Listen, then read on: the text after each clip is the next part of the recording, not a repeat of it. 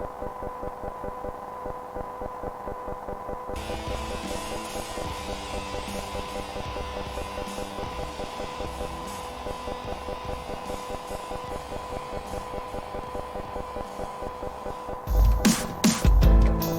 him up, get him up. Get him up, get him up. Funny how you choose and pick your battles, dude. Keep saying you number one, but I'm on top, yo, it's done. Dropping styles like napalm, fake rappers think they so strong. Verses full of hype and always ready for a fight.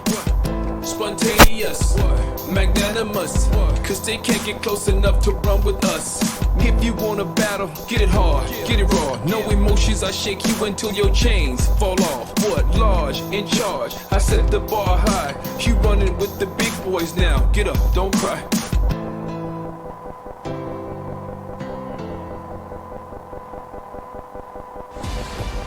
Omaha! Base! Unit! Move 20! 50's right. Move! Clear! Omaha! Let down! 50's right!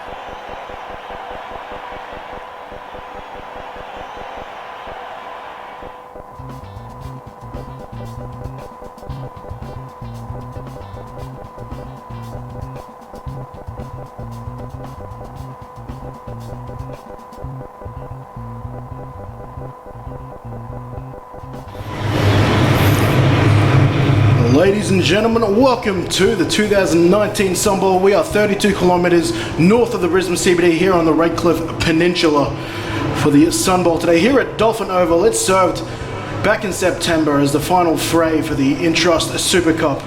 Today it serves as the final battlefield for 8 teams today here in the SEQ Gridiron Queensland League.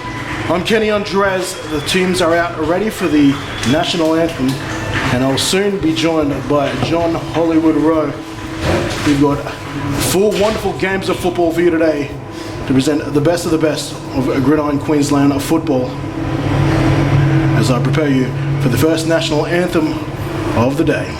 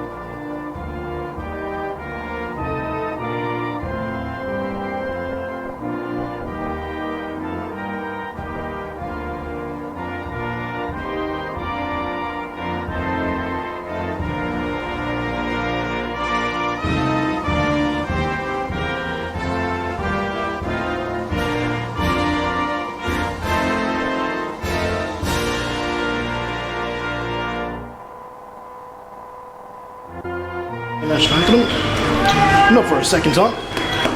All right, and marks us ready to get underway here. The junior division, the Gold Coast Stingrays defending their number 1 seed against last year's runner-up, the Sunshine Coast Spartans. Kenny Andres here for live streaming Brisbane, presenting you the entirety of the 2019 SUNBOWL coverage, and I'm joined by a good friend of mine, John Hollywood Rowe, the Outback Under-19s captain here with an invested interest with the junior football of Queensland. Absolutely. High fives, everyone. G'day, everyone. Hello, parents, friends, partners, and most importantly, the players in what is going to be a great day here. What a great stadium. It's a beautiful day for football, and you know, I think as far as we know, as far as I'm concerned, so many of the parents are here. They're just so excited for their kids. It is a little bit. Just a quick wrap up of the semi-finals that got us here. The Spartans, they defeated the Rhinos 32-6. That was last year's champions. The Stingrays, they proved why they are number 1 seed, 58-0 over the Bengals, and that's why we have the number 1 and number 2 teams here in the junior division meeting to decide junior football supremacy here this morning. 9 o'clock, these SUNBOWLs, they get earlier and earlier. Hollywood? It's a big day of football, isn't it? I mean, and you know, full credit to you, Kenny. I heard you on a call the other week, and you know, I think it was a packet of Strepsils and some pineapple juice and then some honey. But I think you did, you know, close to 2 days in a row with 3 games and things like that. So your tones are sounding very sultry, but a big day today, mate, for you. 8 games, but who's counting? But you can see the captains now out ready for the coin toss, so we might head down to centre field. Gentlemen, welcome to the Sun Bowl. Congratulations on making this. You should be very proud of your achievements, just as everyone in the crowd is today. Spartans, you are the designated visiting team. We'll be using a standard 50-cent piece for this coin toss. Head, tail. Head, tail. What is your call? Heads. All right, we've got a good field, so we'll let it hit the ground. Heads is the call. And it is a tail. Stingrays, you've won. What would you like to do? Stingrays have deferred their choice to the second half. Spartans, what would you like to do? You would like to receive the ball? Which goal line would you like to defend? Okay, so you would like to kick from that end, sorry? Yep, all right, so spin around, guys. So Stingrays should be there.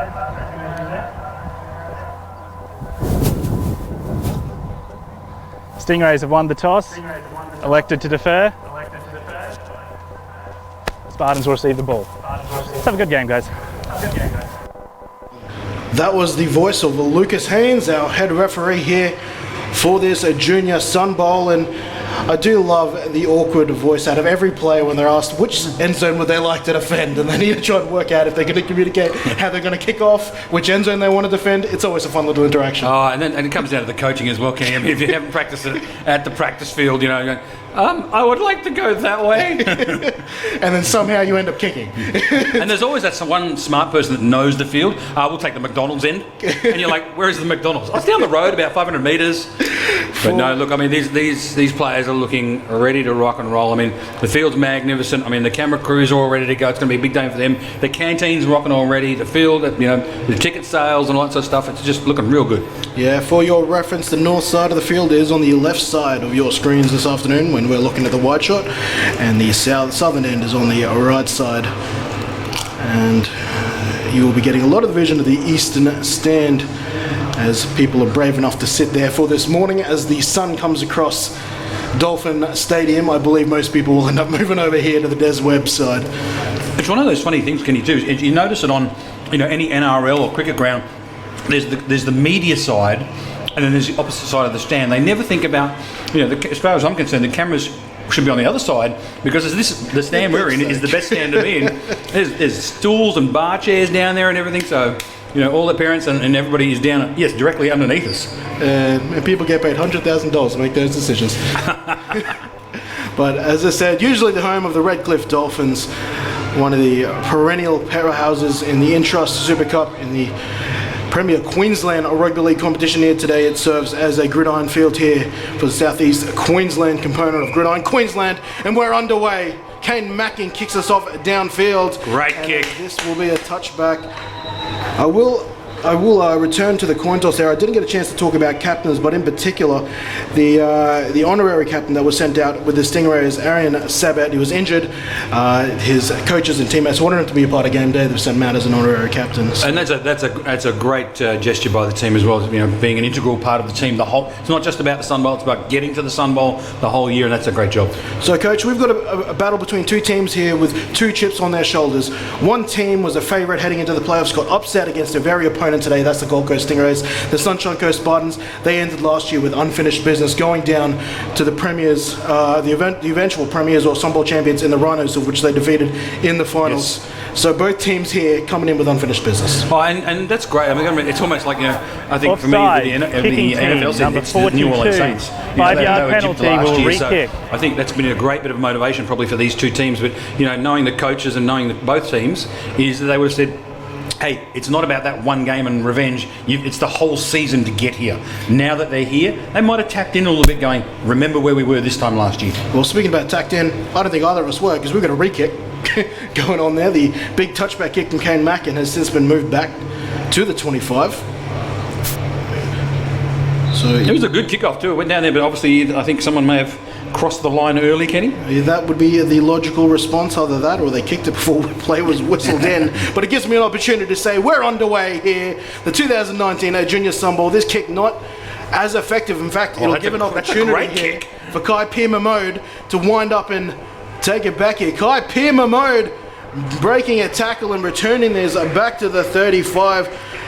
Looking dangerous there. That is the Junior Special Teams Player of the Year. Was presented with an opportunity to return that the second time round. Gets his team set up at the 35. This would be great. It's good for, I mean, that was a sensational kick. You know, almost what we called the coffin corner. Put it in there and then decided to return it. But then it's a great return out to about the 36-yard line for the Sunshine Coast Spartans. Well, about 1st and 10. And here we come. Mitchell Barwick. I will not confuse him with his older brother and quarterbacks coach Robbie as much this week, I promise.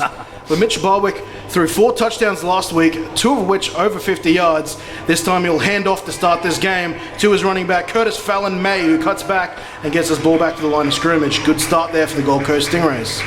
Very nice. We're coming out in the spread formation there, 4 wide receivers.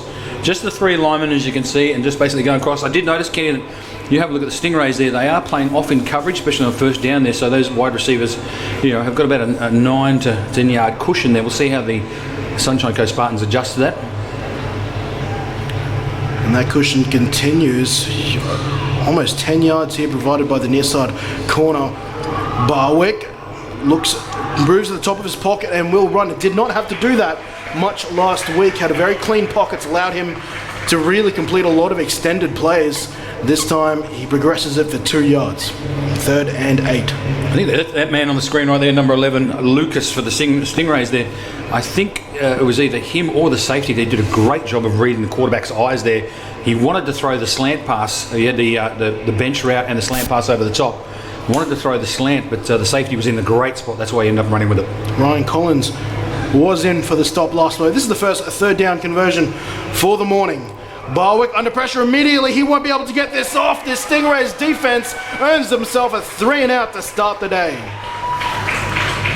Keegan Weenan, I think it was there straight. He showed blitz. You'll have a look at this. Here he comes right up the middle. Oh, no, there we go.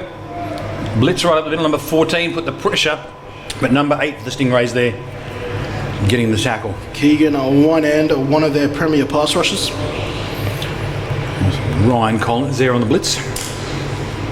And, well, look, they had 3rd and long, and for obvious reasons, they chose to send some pressure. This punt is caught up in the wind, caught from his own coaching staff there, Pierre-Mamode's kick, and that'll present an opportunity here for this Gold Coast Stingrays offense to start 39 yards away from first points here this afternoon, or this morning. Sunshine Coast going the rollout pass, or the chappy roll as we called it.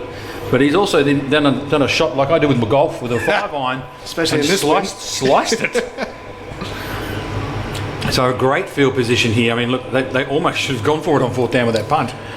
Well, we'll have an opportunity to see the young quarterback, Taj Borden, who had a wonderful game last week. 2 passing touchdowns and a rushing touchdown. One of those passing yards, 74 yards. I'd take a shot right now, Kenny. They're in great field position. Just go for it.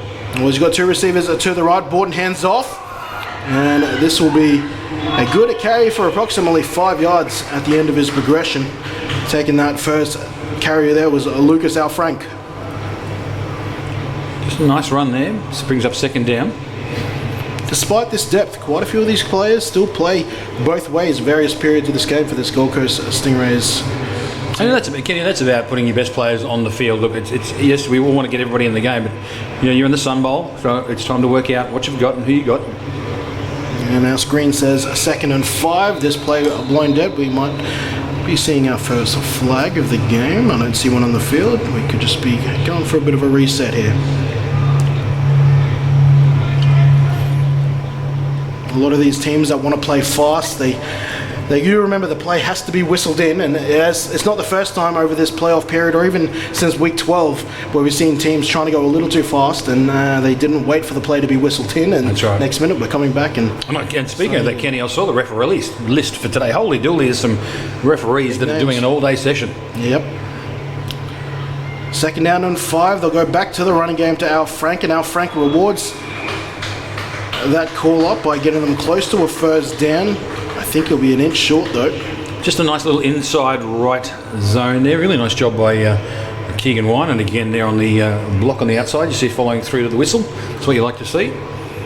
And that. But nothing too fancy so far from the Stingrays, just both inside right running plays. They need to get to the 29. They're currently at the 30. Let's see if they run behind a big left guard, Matthew Iwani. A little bit of confusion at the bottom of the screen here, Kenny, for the Sunshine Coast Spartans. Haven't changed formation yet. Borden hit as he throws. And that's a third down shot there by the Spartans coming in and making that hit. Aiden Ryan. This will even look better in slow-mo if you come through. Look at it, just really nice job of shedding there, number 44. Any surprises why he's D-line of the year? So you can see just the bottom of the screen, Ken, a little bit of confusion there from the corner, the two corners there. But the pressure, that's what the QB was looking at. He thought he had an opportunity. It's always interesting. You spend 2 weeks, the 2 weeks for these guys to prep, and you prep against what you've seen all season. But then the offense throws out something they've been working on all season to reveal it. Playoff or SUNBOWL time, it can throw you for a bit of a loop. 4th down now. They're not going to punt, and they're certainly not going for a field goal. This play is blown dead. Otherwise, this would be a first down conversion. Flags are down. We've got our first flag of the day. Gee, that was interesting, Kenny. It was deciding to go for it. Looks like Sunshine Coast Spartans had them. Really nice job from the running back to spin out of it, and then we get the flag. So 3 for the price of 1.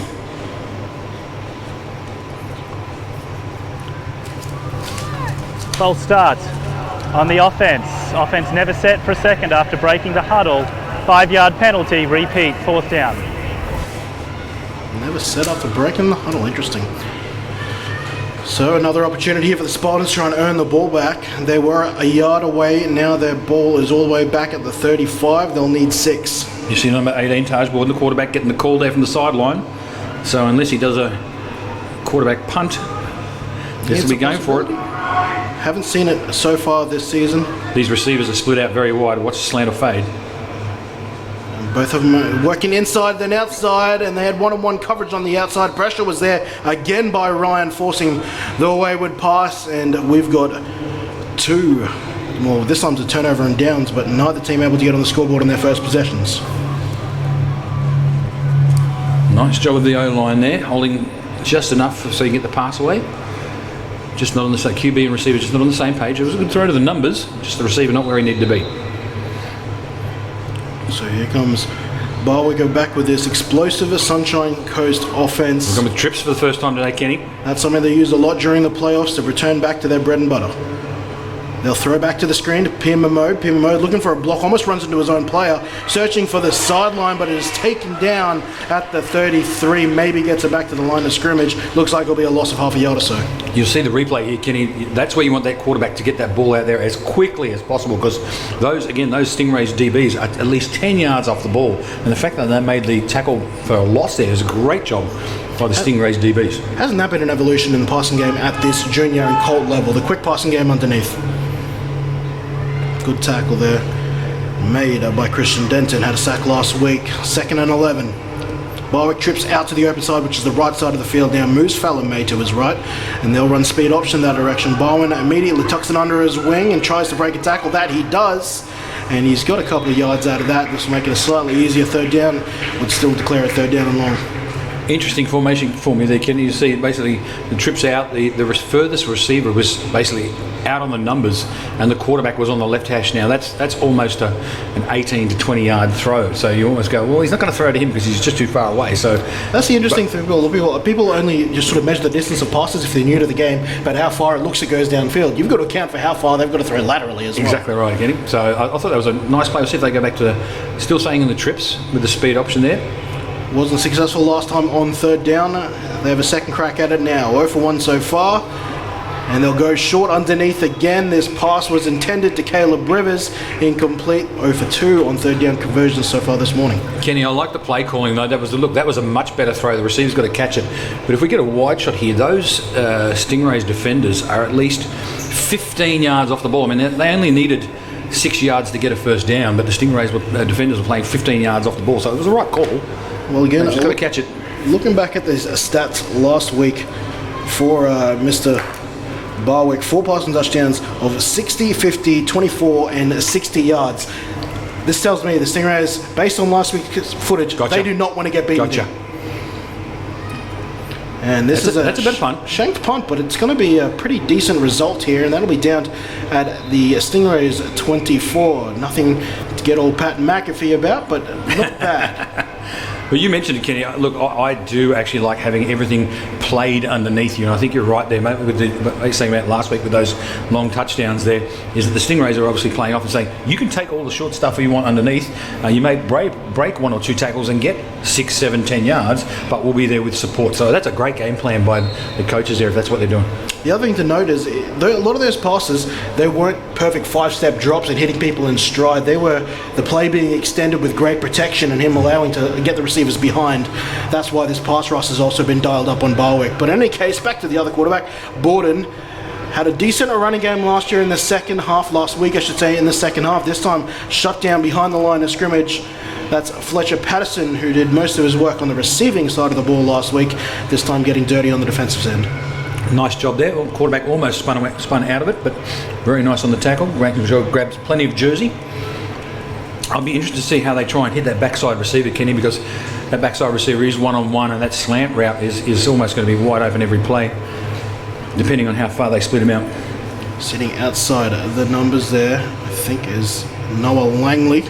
Usually in the slot, now playing outside. They'll try to run a corner route, and that is a 1-foot catch. That is a magnificent catch. Wonderful work there, bringing that in is Robbie Went, the man who went for 74 last week. Very nice concept. It's the old smash concept. So your number one receiver will do a 6 and hitch. You can see him at the bottom of the screen. The receiver at the top there does basically an 8 and corner, and that was a great catch and great awareness. It'll be a good angle here, Kenny, if we can get this 1 foot in bounds. There it is. He's going to break it out. And right, yeah, great catch. That's all you need under IFAF rulings. 1 foot in possession. That's the exact same play they scored on a 74-yard touchdown last week. The pressure is there for Borden. Borden turns into a runner. Tries to shake and bake. One defender gets this forward for maybe 3 or 4 yards. Just want to let the record show at 9:15, Kenny's used the first shake and bake. Oh, there's going to be at least 9 more of those to come. Getting a good roll now. Second down and about 6. Did pretty good actually by the end of that run. Thought it was closer to 3. In fact, it might have been 5 yards, and that's what our screen suggests. 2nd and 5. A long 5 at that, however. Receiver splits for the Stingrays a little tighter than they were last week. Pressure. This run defense still looking pretty stout after sacrificing a couple yards in the first drive. You can see the line splits, as you said, Kenny, for the Stingrays were a lot tighter then. Plus, almost one of the Sunshine Coast defensive ends, they're almost offside. You saw the referee on the sideline have his hand in his pocket, didn't throw it. 3rd down and about 9 yards. Kenny, I notice we've got almost into the first quarter here. I've got some exciting news to tell you, mate, when we go to break. Yes, we do. It's 10 seconds away. We'll come to that at the change of quarter. Backed off coverage here for the Spartans. They're going to try and bomb this long to Went had it and lost it at the 30. That was a screaming along catch, but we've got flags back down to the 41. Flags down. Look, I mean, it's an interesting throwing action this young quarterback Scott Taz got there, but that was a sensational spiral, and it hit him in stride and on the money. That was a great pass. Have a look at this. This will be a great angle here from the camera. Look, 1-step drop. There it goes, and he's going to hit him in perfect, absolute perfect pass. I'll tell you what, the viewers at home, if you've been watching GQ all season, and I will hold my thoughts for the White Hat. Offside. Defense, number 13. 5-yard penalty will remain 3rd down. The quarter will be extended for 1 untimed down. Got away with it the first time. This time the referee does throw a flag offside here, so the Stingrays get to move forward after that incompletion.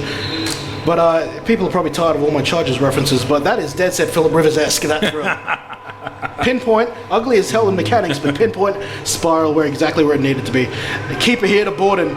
Borden to space on the outside, gets it past the 40, taken out of bounds at the 35. Number 13 for the Sunshine Coast Spartans, Fletcher Patterson. Have a look on the replay here. He gets caught looking inside. You'll see him far over the screen. There he comes in, does not protect the outside at all. That's his responsibility, and that's a great run. Look, credit to Fletcher there. Look, he got beat, but watch him turn and chase. Let's see if he's the guy that chases him down. This is a great camera angle. No, it's number 3. That's why I was confused there. Number 3 and 13. Fletcher Patterson had a good stop in the backfield just a couple of plays ago. That's on to use that aggression and success against him, and they got around him. And that's really good coaching, Kenny, that you'll have the coaches on the sideline there. That's the end of 1 here. We've got no score here. Neither team able to really do too much damage offensively so far. At the end of 1, we're heading to 2 with a 0-all scoreline. You want to preempt something that will be happening a little later today, Coach? I tell you what, it has been, I won't say a nightmare, it's been very interesting and very challenging to try and coordinate through the revolutionised system that Gridiron Australia uses. But basically, I think we've got the list now, so hopefully in about the next hour or 2, we'll see how we go. If you keep refreshing your Gridiron Australia Facebook page, we will be announcing the under-19 selection squad attending the Talabudra camp from the 24th to the 29th of January, and this is a selection camp to then go to the World Cup in July. So we're about to announce all the players we want to see in selection camp, and with that system of communication, there'll be a bunch of people in there that don't know that they're selected, because we've had such a trouble time tracking them down. So there is instructions that if you see your name on that Facebook page, you need to get in contact with Coach Mock. If you want to represent your country, and who doesn't want to do that? Stingrays are back on the ball. First down. Tight end. Borden. That's a great concept. And went. Can't bring it in. That's a second drop after being pretty short-handed last week. That was a great concept there. That camera angle right there is going to be the best one. Number 85, the tight end, Robbie went there. He basically pretended to block for 1 second and then just snuck behind the offensive line. They wanted to get it to him out in the left flat, but he just dropped the ball. Incredibly sneaky.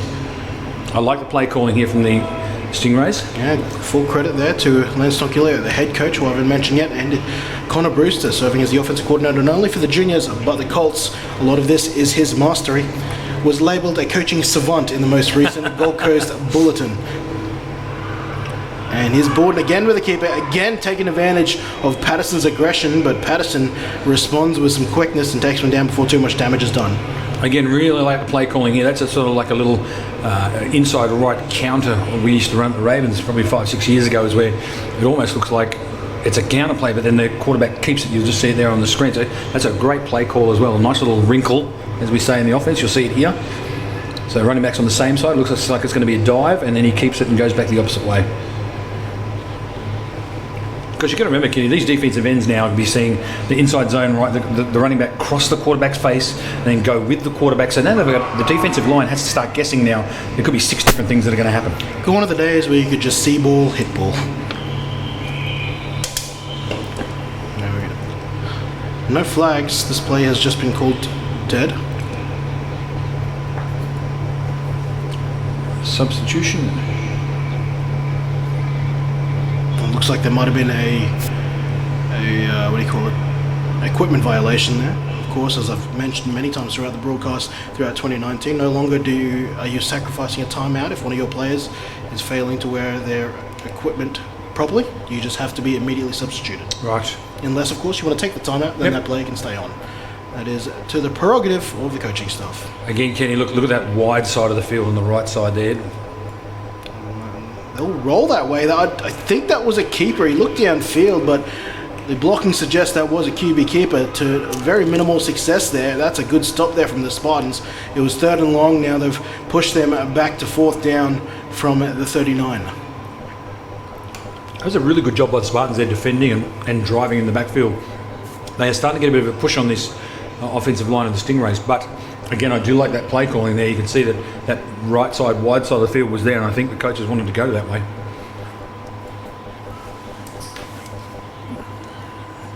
Not in a punt formation, Kenny. Unless it's a quick one. Looks like they're going for it. There's your tight end again. They're going to go back to him with some space, but he's going to have to do a lot of work here. And it looks like he will not be allowed to do so. On 4th down, they will turn the ball over. They barely get the ball back to the line of scrimmage. Spartans, they'll get the ball back now in this tug of war of possessions. I want to give a shout out to number 90 there, Xander Tonkuleo there, for not killing somebody. Really nice job there of just pulling up. He had a great cutback angle. You've seen number 90. You can just see him stay on the screen there.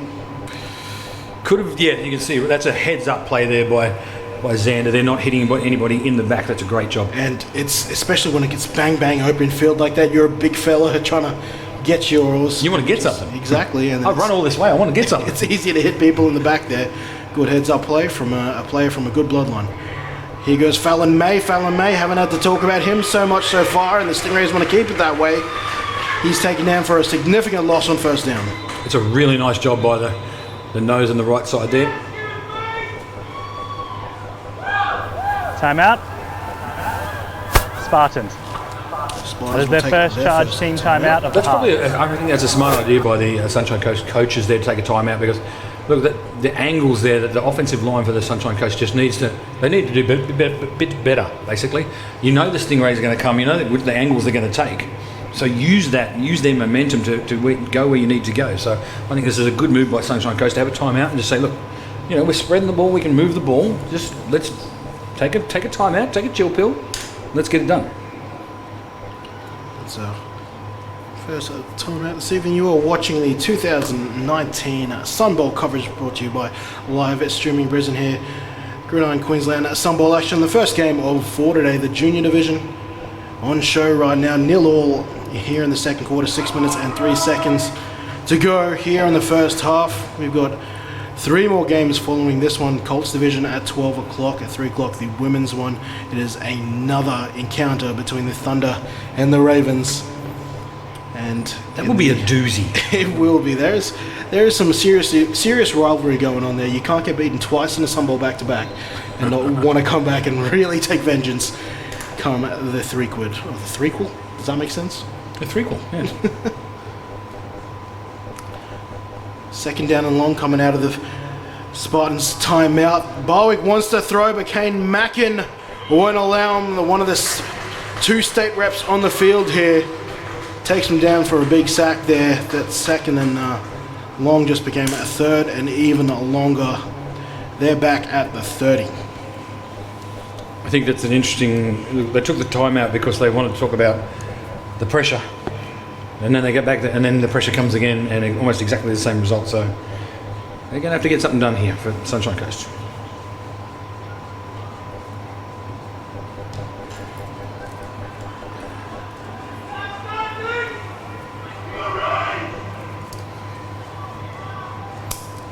Spartans 3 and out in their first possession, and it looked like they're going the same way here.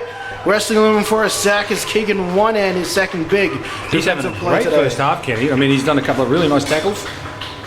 Good pursuit there, great pressure. Look, the Sunshine Coast quarterback almost did the right thing. He's seen the pressure coming around the end and gone to step up, but he hasn't just got the assistance and the blocking he needed. He is certainly not getting the time to throw that he did a fortnight ago. For the Spartans now in their 3 opening possessions, 3 punts.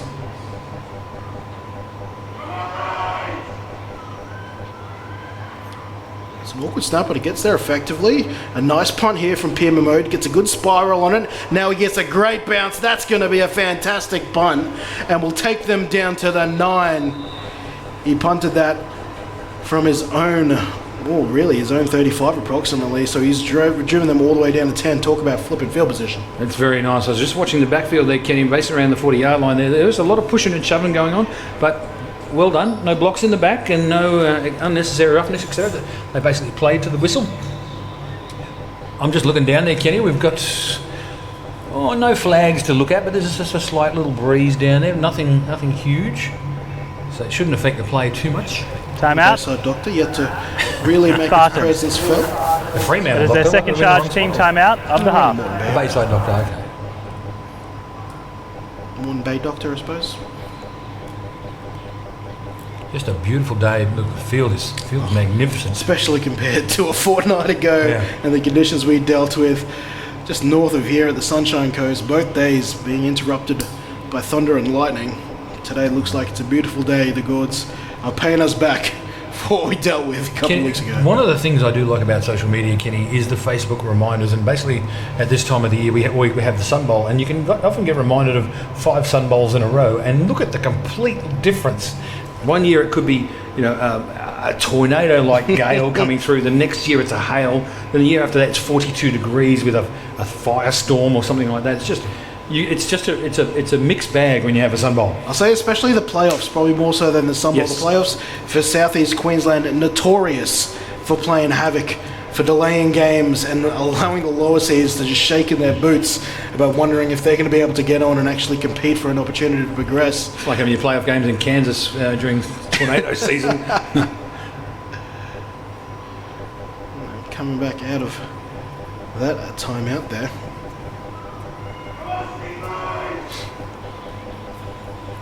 And yeah, Kane Mackin with that sack not far ago. As I said, 2 Queensland reps on him, one of them Australian, Kane Mackin. Was one of the younger members of that Sun Devils squad, I should say.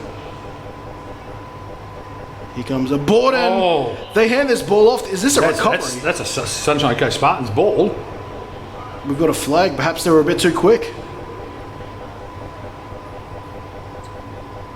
Oh, this will be interesting. Recovered. Was it? I'll have to listen for the call here. This will give you a great camera angle here of the splits for the Gold Coast. Oh, so they've snapped the ball, but it looks like the offensive line hasn't moved. I think it's one of those situations where if you're the Spartans, you wanted to make some celebrations there, just force the refs into a call, not that, Here we go. you know. Here we go. Offside, defense, number 52, unabated to the quarterback. 5-yard penalty will remain. First down. Tough break there, Kenny. Sunshine Coast coming away with the ball. Jude Scott, one of the linebackers of the year, jumped a bit too fast. I'll tell you what, if I was on that field, there would be a turnover right now. I'd be challenging this from the commentary booth. I'd love to get the side on, either the reverse angle or the side on from that, because I don't see anybody that jumped. The snap went, the defender went, unless it was on the far Well, side. speak of the devil, mate. Maybe they've taken your advice. Dare I say it, I've got to rack my brain to make sure this Again, is not that I available. agree with the red flag challenge thing. You're only here to give your opinion, mate. If people want to follow it, that's their own prerogative. But if it's there, it's there. But yeah, I think this is going to be a cracker to have a look at if we get a couple of replays. This is going to be a doozy here. So is anybody offside right now? We've got the fantastic slow-mo. Oh, he's quick. That's lightning quick. It does look to be... Well, he can move. It's just whether he gets his head over the football. That's true. Down. Oh, and if you look at the right guard comes up as well for Stingrays. Timeout on the Spartans. It is their third charge team timeout of the half. They are out of timeouts. The play was not a challengeable play. And Brendan Phillips might be regretting taking your advice there. Of course, there are a lot of things about whether it's what plays are challengeable and not. Especially a lot of people, including myself, get confused with what's challengeable as far as the NFL goes. Yeah. A whole different set of rules here under the IFAF. That's why I just say get rid of it. You don't have to chat. Then that way you're never wrong. We did have that lovely debate, you and I, last year about the role of These challenges. referees in Gridiron Queensland are paid thousands of dollars to get the calls correct, and they do, with that money that they get. But I'd be interested again, just to one more look at that replay, because I reckon the right guard of Stingrays lifted. So don't worry about the defender. Have a look at the defender is quick, but there seems to be, if you watch that right guard, his head's going to pop up. We're going super slow-mo for the people at home. So is he across the line now? Is he... There, so you can see the right guard. Jeez, we're splitting hairs. No, look, I'm gonna benefit there on the side of the referee. I reckon that was just very quick there from the Sunshine Coast. Look, if he was back another half a foot, that's going to be perfect, and that's what you want out of a defensive. He's over the centre again. Hand off. Again, some penetration, but Lucas out. Frank follows some good blocking to the outside and lowers the boom. Is known more for his hitting on the defensive side of the ball. This time does it with ball in hand. Look, and I think that if you watch the replay, the Gold Coast Stingrays know 52 is coming, 52 is coming right up the middle. So let him come that way. Great job by the running back there to read that and cut behind him and then get up the sideline. Very nice job. Good coaching here from the Gold Coast Stingrays. So just to touch base again on the challenges, there's only certain plays revealable. Usually when it comes to penalties, I can let you know it's only for plays that penalties that would result in 15 yards or more. the Stingrays going to take a shot here. The Borden wants that shot to Mackin. He gets one paw on it, can't bring it down, and they'll bring it up 2nd and 10.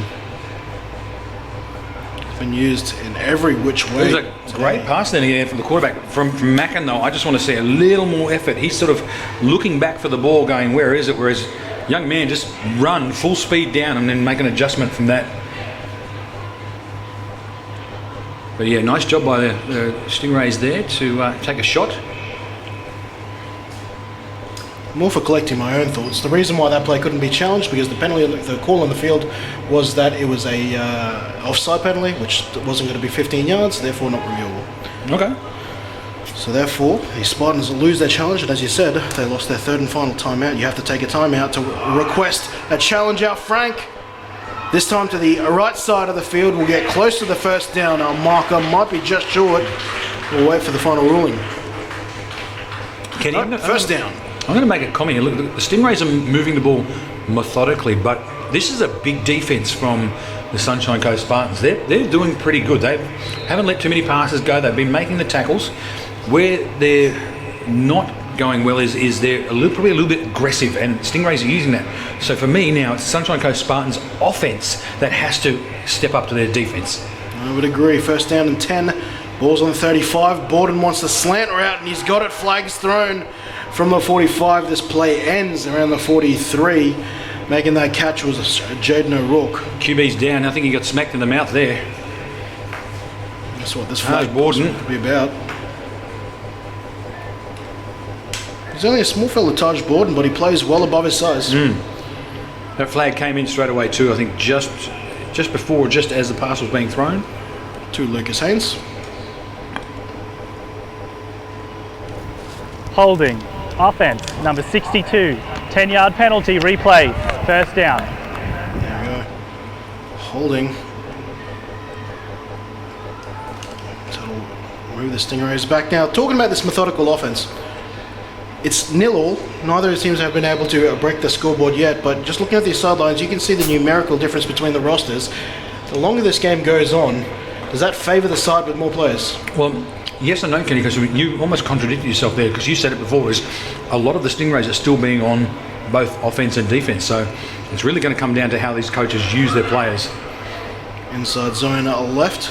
But you know, are Sunshine Coast bigger and stronger and fitter, so hence they can last the distance? Or is it, as you say, Kenny, are the Stingrays going to try and wear these guys down? I mean, at the end of the day, you only need to win by 2 points, Exactly which is right. safety, with field goal or touchdown, etc. So, you know, it's a really nice job of methodically driving down the field, but it's a case of there's been a couple of big passes, but they haven't connected. Sunshine Coast offense really needs to get rolling to give their defense a break. That's exactly right. A second down from the 30, 2nd and 15. The task ahead. Yeah, so it's going to be a full start. Keeps it. Flag will stop it. I think the bottom slot receiver here flinched.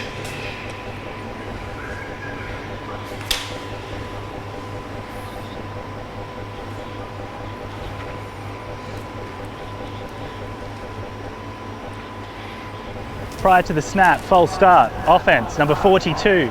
5-yard penalty will remain. Second down. I'm going to give a shout out to number 44 there, Aidan Ryan from the Sunshine Coast Spartans.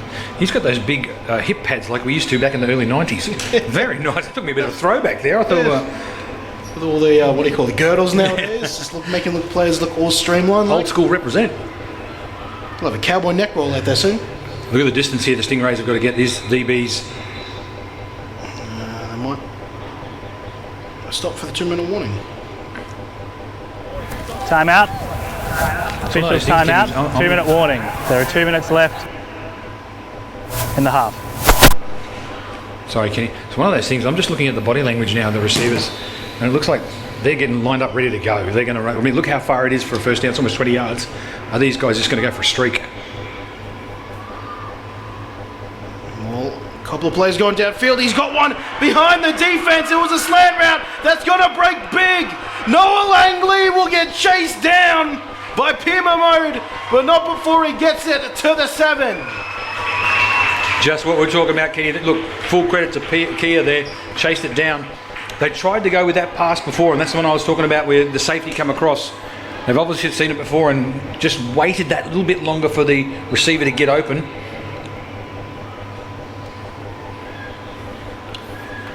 And that's the biggest play from scrimmage today. Great job, Kai, from running that down. A lot of space here in the corner. 1st and 10, not goal yet. Stingrays moving fast, and this is them turning to their power back. Ngolka Davis Angeles has been used so far today. Perhaps he's being reserved for the red zone. Last week came in with 2 rushing touchdowns inside the 20. 1 from 5 and 1 from 8. That's exactly where they stand now. 2nd down and 3. Borden rolls to his right, looking for the corner pattern. Mackin fights for it and gets it. Ladies and gentlemen, we have our first points for the day inside the final 2 minutes of the first half. Kane Mackin receives a Taj Borden pass here on the right corner of the end zone. I'm just loving the quarterback. He's just going to trust that he's not open. The defender's back is to him. There's a nice little, I'll say, legal push off. Not illegal, but legal. A little bit of bumpy. This might be a good camera angle here, but what presence from the QB to actually just throw it. No, that's fine. That's great hand placement there. That's a really nice job fighting for the ball. 2-point conversion, Kenny. And Shepherd should be into the game. No, Borden will keep this. Last week, they used Dan Shepherd exclusively as their 2-point conversion quarterback. This time they stick with Borden, and he unsuccessfully, doesn't add the points. So 6-0 here with 58 seconds remaining in the first half. The Spartans, well, dare I say, that's still plenty of time for them to try and put points on if last week is anything to go about. Just methodical driving down the field. And it comes down to that big play. I think there was the bench slant route there. As I said, just a really nice job from the quarterback, Taj, just to let that play develop a little bit longer on the slant. If you hit it too quick, that safety, you can come down and jump it, but you just waited. And a nice little couple of step roll out there just to get better field position to throw the ball.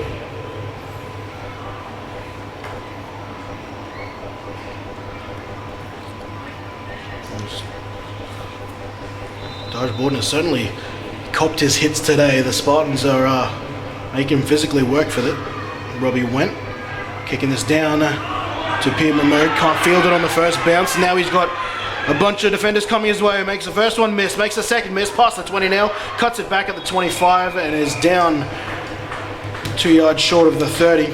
51 seconds left here in half number 1 here.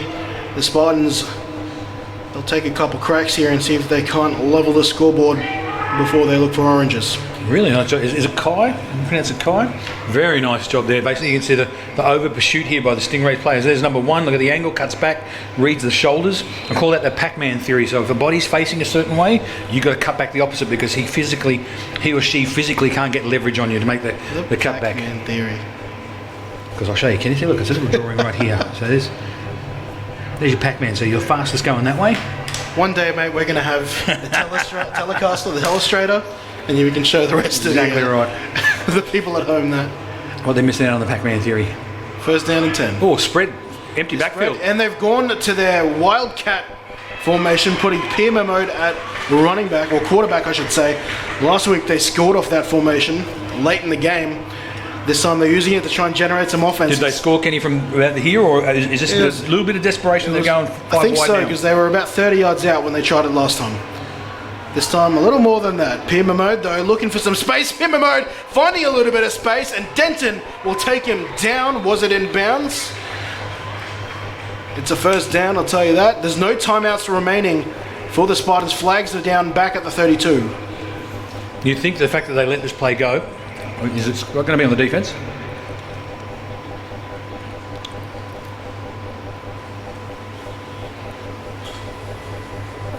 Offside, defense, number 8. The penalty is declined.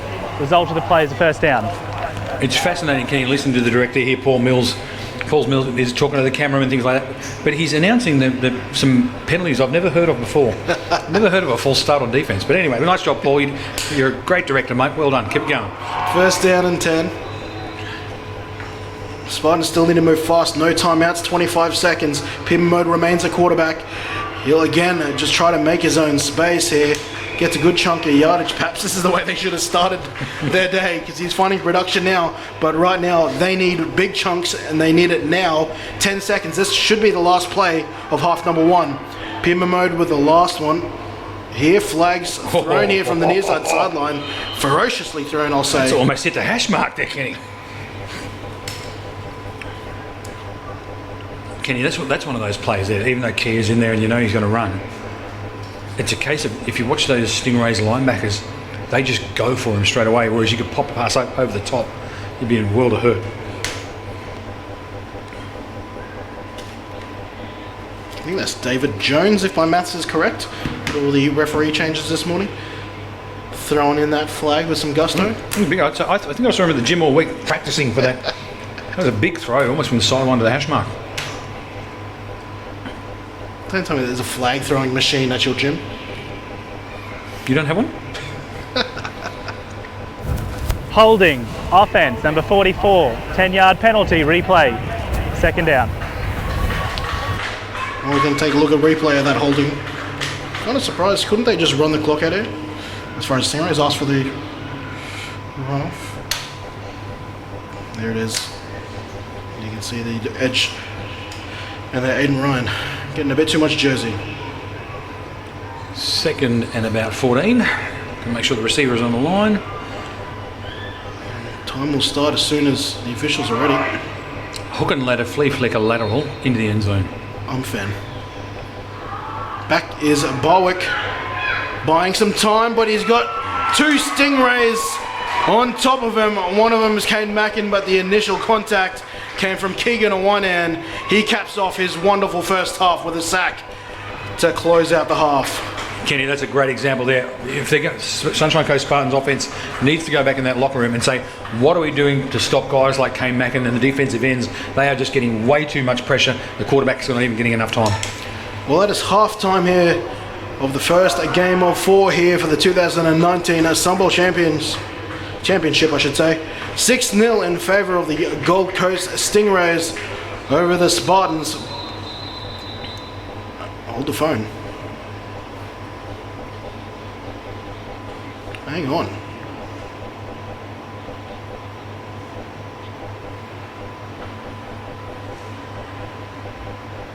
Lucas Haynes has got something to say. Timeout. Officials timeout. Crew initiated video review for a personal foul on the recovery of the loose ball at the end of the play. Okay. We are getting a review here. The interesting thing is, do we even have a play even if the ball's recovered? Like, did time expire? Well, time explained, but again, it's still, I believe, Kenny, the old rule is a game can't end on a defensive foul. So if it's a defensive foul or a personal foul, well then yes, we've got another play. If it's a personal foul on offense. Take a look at the screen now. I know we're waiting for this, Kenny, but I don't know. Targeting is the issue here. Okay. How Frank has come in. Now, you could argue he was going for the football here, but... Here we go, let's get another receive. What are we looking for, Kenny? Lucas Alfrank here as Barwick comes down. We take shots to the head very seriously here, and now just... I'm seeing just a shoulder. Oh, that. Okay. Makes a little more sense. There we go. So looking for the fumble. I'm going to leave that for the referee. Well, the biggest thing... Oh, hang on. Still in cahoots. Our instant replay is Glenn Parker, who will be helping us with sideline commentary today and post-game presentations. We're looking for one more replay. The biggest thing here is it's not so much about whether we have another possession or not, but I think that results in an ejection. If the Sam Matautia call from 2 weeks ago is anything to go off. That's correct, Kenny.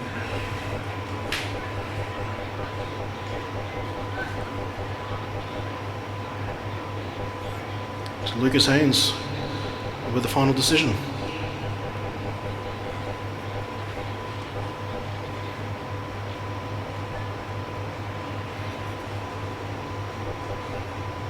As we've learnt, Kenny, it's basically just you've got to get so many things right off this replay. Where was the ball? What was the time on the clock? You know, and what's the ruling? So it's not just about looking at something; it's about understanding everything else. The guy was questionable on the Matautia targeting call 2 weeks ago. This one is a little more clear cut.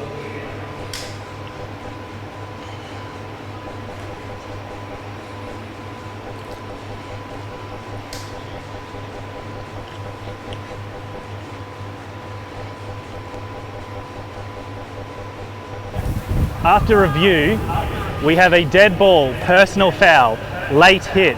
Stingrays, number 11. That 15-yard penalty will be enforced on the kickoff to begin the second half. This is not a targeting foul, therefore there is no ejection. That is the end of the half. So Kenny said, just to recap, there's no ejection.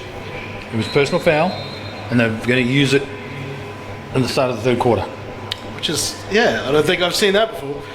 I've only seen that, I guess because it was dead ball and it happened after time expired, therefore that's why it's been...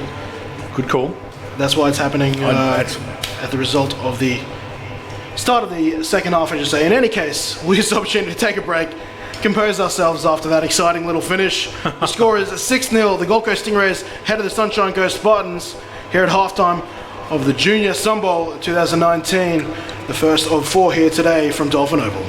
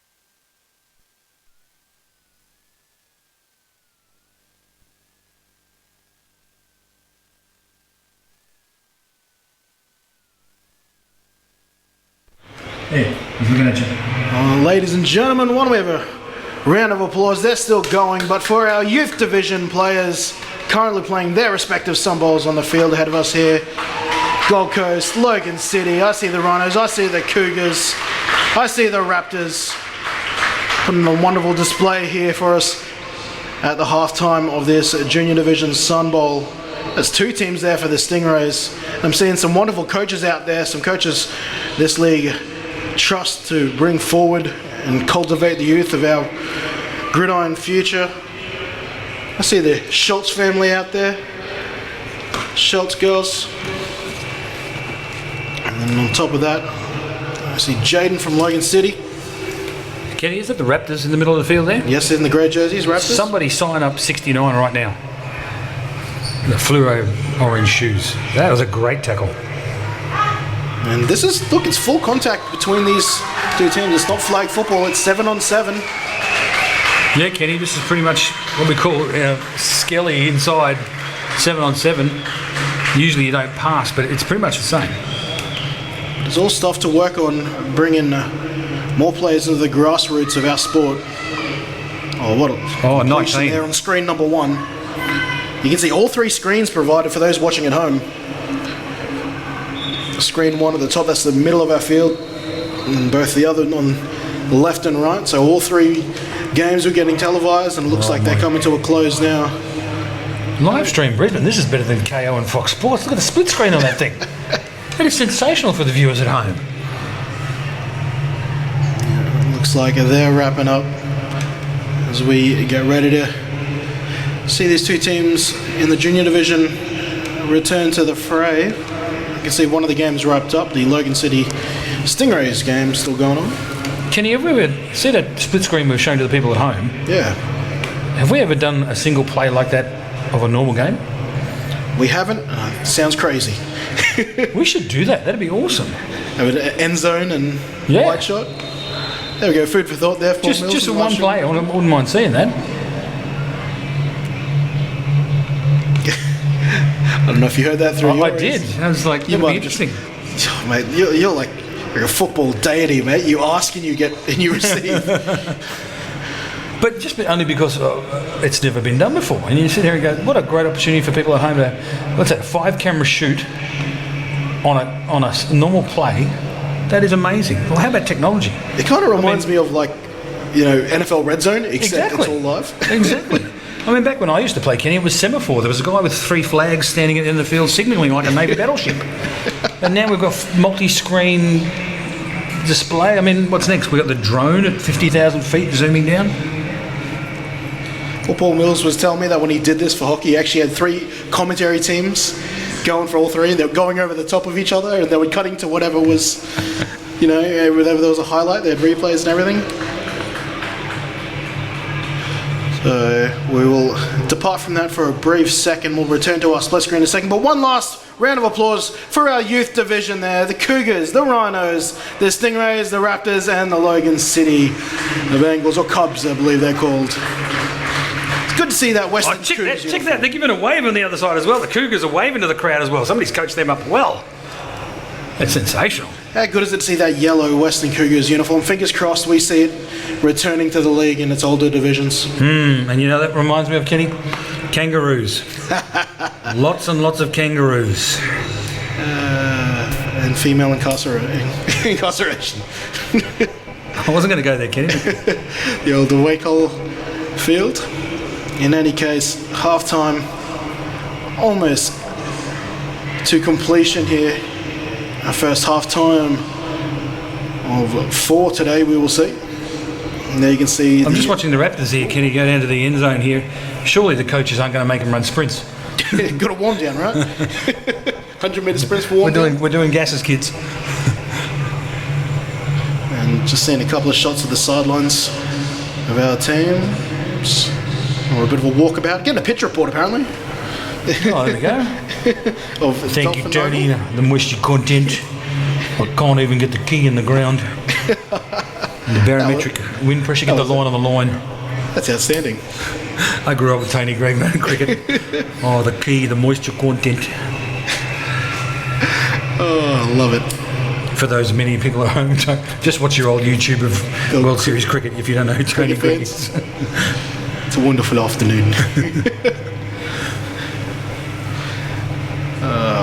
Oh, I can see touchdown photography there, just yelling at the kids because she wants to get the group shot. Everybody underneath the goalpost. This is a great opportunity.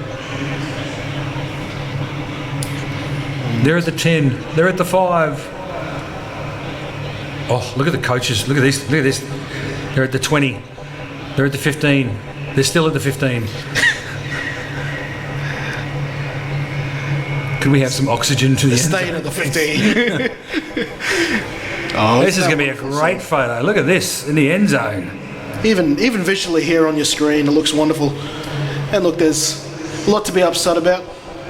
Leaving it there, but you see pictures like that, and it just makes you feel hopeful again for the future of this sport. And what I love about this photo, Kenny, or what's this, is maybe let's come back to this photo again in 6 years' time and see who's playing overseas, who's doing what. So let's go. Yeah, right. Let's go. 10, 15. These guys could go anywhere. The guys and girls could go anywhere. No doubt it'll be used for a documentary of Australian players playing abroad. And look at that. We got top of the screen. We've got the photos. We've got the far side shot, and then we've got camera. Cam. And only one person is using a professional photographer. Shout out to Nikki there for touchdown photography. Her wonderful work. She was all our photographers. Matto's out there somewhere. Might just be enjoying football today, but. Give us a wave, touchdown photography, if you can hear us, because you were waving the other day. I mean, Nikki was having a bit of a whinge on Facebook the other day that she's got to do a 13-hour day. I mean, look, that's what she gets paid the big bucks for. She did give us a wave. That was great. I'm a little disappointed she still doesn't have the dreadlocks, but, you know, in this heat. I was looking back at that photo. For those who might be unaware, touchdown photography on Facebook, she put a throwback photo up of her back in her... we'll call her younger days, and it was dead set.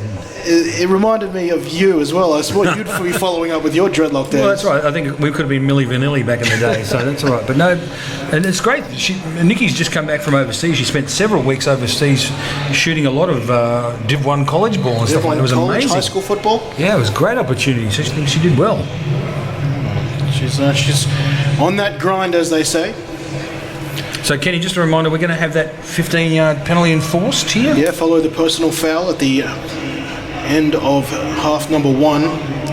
So the Spartans will be kicking from pretty much halfway here. Actually, literally halfway. And so remember, Kenny, we're at 6-0 with a raise here. For me, look, the key takeaway, I think you and I both agree, is the Sunshine Coast Spartans have to figure out how to stop Keegan Wine and Kane Mackin. You've just got to figure out they're doing too much damage on the defensive line. The Sunshine Coast quarterback is not getting any time to pass whatsoever. So that'll be the key for the Spartans, I think. I'm also intrigued to see if they choose to go to that little wildcat package a bit earlier. They used it for a bit of a 1 minute, 2 minute drill towards the back end. They were finding success. Not the big chunk plays you need in that time of the game, but they were finding like 6-7 yard gains. And maybe you could argue the Stingrays are in a bit of a prevent defense, and that's why. But I wouldn't mind seeing a bit more of that. Exactly. Take what the defense give you, and as we said before, you know, the Sunshine Coast Spartans are really got to take that opportunity that, as you said earlier, Kenny, that this looks like the Stingrays don't want to get beat deep, so they're backing off. So take that underneath stuff and just start almost like what the Stingrays were doing, was get the 5 yards, and keep going. For those just tuning in, or maybe tuning in for the first time, you're watching the Gridiron Queensland SUNBOWL Junior Division. Junior Division consisting of players from the ages of 14 to 16. We just saw our youth division take place. That was ages 10 to 13. And then after this, we'll see our Colts take place. They're 17 to 19 before we look at our open divisions. Just want to give a quick shout out to all the family and friends watching here today live. The Roberts family down there, Coach Luke Chapman in the stands as well. Plenty of folks, and kicking off from halfway following the penalty. Pima Mode pooches this. This is fielded at the 1 here. I think that's Robbie went underneath it. Stiff arms one defender and eventually taken down by Matt Bogu, the utility defender for the Sunshine Coast Spartans. And they'll be starting around their own 26. It's a nice job by Matt there, because it did look like he had a bit of a crease up the middle there. You'll see him just shed that block there. Harry Salou. Is that a little bit of feedback from us, Kenny? Possibly a little bit. Yeah, checking all our windows are closed. Yeah, windows Ken, closed, check doors that. closed. And just there we go. Go. You're getting what you want. Gridiron Australia history. First split screen for all those watching at home. Look at that. A sideline, stands. Look end at zone, that. wide shot, revolutionising the game right here. Live streaming Brisbane. Paul Mills doing his thing, and this first pass is intercepted, and you got to see that on 3 screens. I'll rest my case, ladies and gentlemen. That is intercepted there by Caleb Rivers. Look at that. You can see all those angles there. And now we're going to get a replay on one Great of those. job, Paul Mills. Well done. What was happening? Why did that fail for the Stingrays there? Well, I'm not sure if that receiver broke off his route and decided to cut on the slant route there. Number 11 had really nice coverage. Kai had really good coverage there. The receiver broke the route off and then went deeper, and the safety picked it straight over the top. Oh, there's a wheel route. He wants to hit him. Adam couldn't get him. Was that Harvey Butler, number 12? I think it was on the corner. Oh, Fallon May. The corner did just enough. You watch this. He's going to chip him. I think it's number 12. Yeah, 12 on 12. Oh, referee's right in the spot. That's a great play by number 12 for the Stingrays there. He just got him just enough to mess up the timing. Hey, great play call. I love it. Pass was just... Oh, trips to the short side of the field. Here we go. Following the interception, an incomplete pass.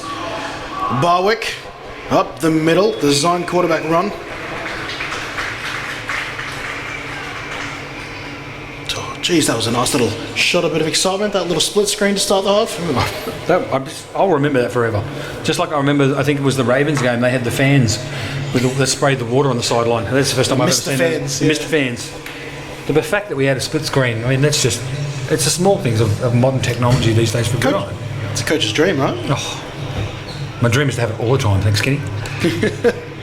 Well, Here we asking go. you, shall Third down, trips to the wide side of the field. Here we go. Going spread. Here we are. Back to the split screen again. Screen for the first time today. Fallon May's got it with blocking and space up the middle. Turns on the Jets and gets this inside the red zone. The Spartans will see red zone football for the first time today. Really nice. We've got the triple screen here, Kenny, but you can tell that was a screen straight. Watch the offensive line get downfield straight away. Bam, there they go. They've gone hunting. Great job there by Lucas trying to get to the defender.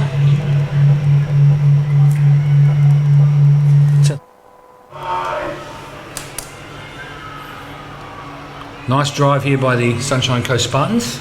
And that drive will resume from the 17. Check that, it's closer to the 16.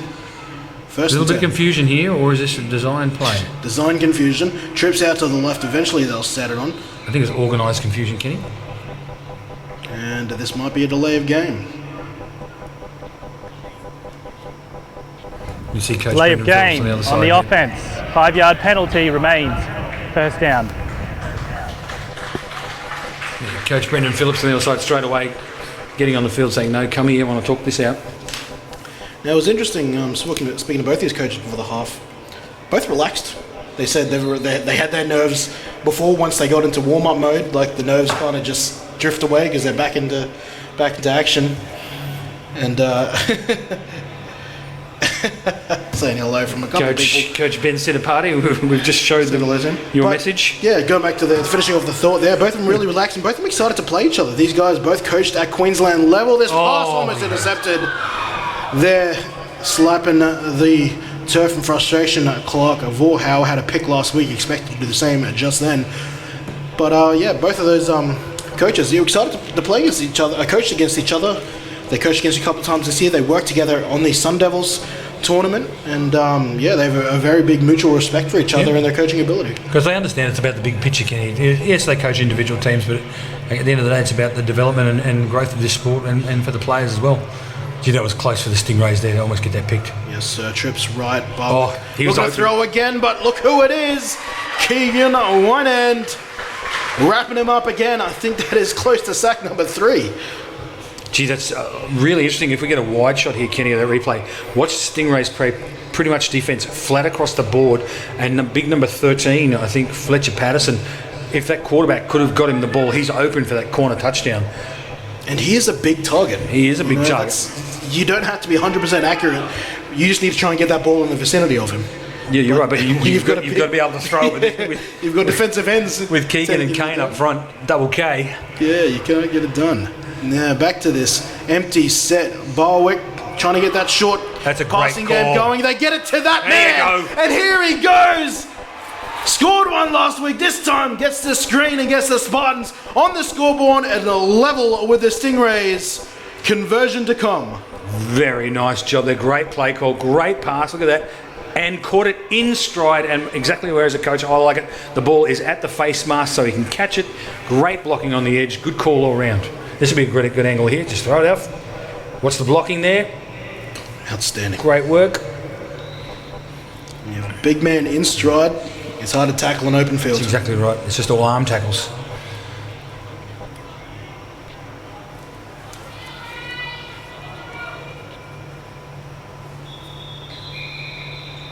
Let's take a look at it again, hey? Yeah, look at the replay here, Kenny. This is what we call a wide receiver screen, but I either call it that it's down the sidewalk or the alley. So he's taken it down the alleyway, which is basically the hash numbers. False start on the offense.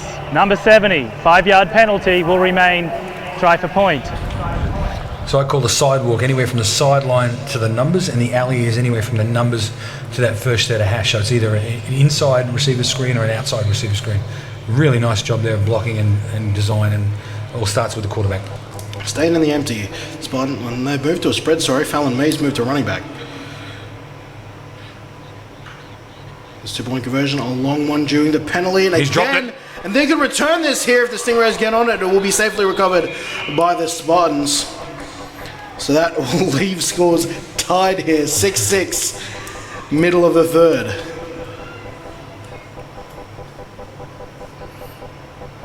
The Stingrays just reminding him, yeah, you scored that one, we're still here.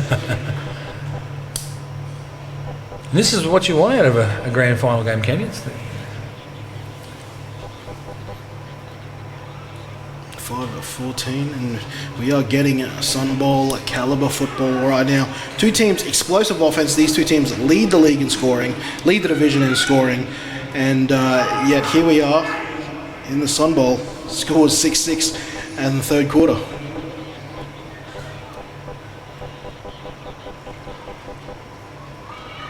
And just going back to our thoughts about how the difference in roster size between these two teams. This was the case last year in the playoffs at the Sunshine Coast, where the Spartans upset the Stingrays with a much smaller roster. So clearly they do not see it as a disadvantage. Yep, absolutely. Look, it's two very even-paced teams, so, you know, it could have come down to the coaching, could have come down to the play calling. Oh, there's your onside, Kenny. He's got it. They got it last week, but Oh, flag's down. there was someone might have been a bit too early Oh, what a shame. or ahead of the kicker. Great call. Let's see if we've got the angle here. It's going to be an onside. I think it's the player to the left of the kicker. I don't see it on that one. See the big replay up on the screen there. It must be the one who recovered the fumble. Jeez, again, it's Offside, close. kicking team, number 3, 5-yard penalty will re-kick. Yeah, actually that angle probably revealed it best there. SP Momo takes that final stride there. That's when Sean Ledger jumps in front of him. And remember, you've got to stay behind the kicker. Just like every other football. And there it is. Oh, geez, that's as close as Slater in State of Origin 2 back in 2000 and whenever. Had the foot over. Good call, though. Good play call. Doing all right today, the referees so far. No, nothing controversial as of yet. This is fielded at the 30. This is picked up by Davis Angeles, and he will fight his way forward past halfway.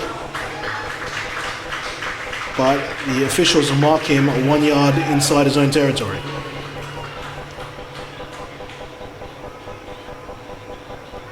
Be interesting to see how these players go today, Kenny, as we talked about with the squad sizes, but it is rather warm down there on the field. There's a little bit of a breeze as we talked about, but it's good old Sunshine Coast weather, mate. It's warm, it's humid, but I do believe, I'm hearing there might be a change this afternoon, late this afternoon. Change? A little bit of change. I did hear there was some potential moisture coming through. Spartans backing off a little bit in coverage now. First down and 10. Oh, he's got him. Possession. Who's got who? It was almost like the Spartans were in the neutral zone before that even happened. It's a great camera angle right here. Yep. There's your jump. No dramas. Interesting, Kenny. Were the Stingrays going to go with the jet sweep there? Because they had the tight end to the left, the two receivers to the right. I'll be interested to see what... Prior to the play, offside, defence, number 58. 5-yard penalty will still be first down. Be interested to see what both offensive coordinators for Sunshine and Gold Coast come out with for this second half. The battle of the two coasts. The Coastal Cup, it was dubbed for the regular season. I don't know how many people follow some of those. Robbie Went gets the little shovel pass that would have been counted as a reception. And it does, I should say, but it's a reception for a loss of 1. Yeah, going to the wayside are some of these regular season cups. You know, I don't know if there was much talk about the Coastal Cup between these two Coastal teams. Cup? Yeah, between the Spartans. That was brought up by, I think it was Coach Chapman who brought it in. I should just ask him. He's downstairs for me. But and then, yeah, we also, for the Rhinos and Ravens, who are playing in the men's SUNBOWL today, we didn't hear too much about the old Gateway Shield. Yeah, that's... And perhaps it did take place and I'm just not aware of it, which Okay. is completely possible. But that was something that was a big part of the Rhinos and Ravens history. Both of those teams established in 2000s. They thought they'd commemorate that by having a shield they would compete for yearly during the regular season. Get to the outside, get to the outside. And Nangoka Davies Angeles, I should enunciate, carries a couple defenders forward for a tough 4 yards.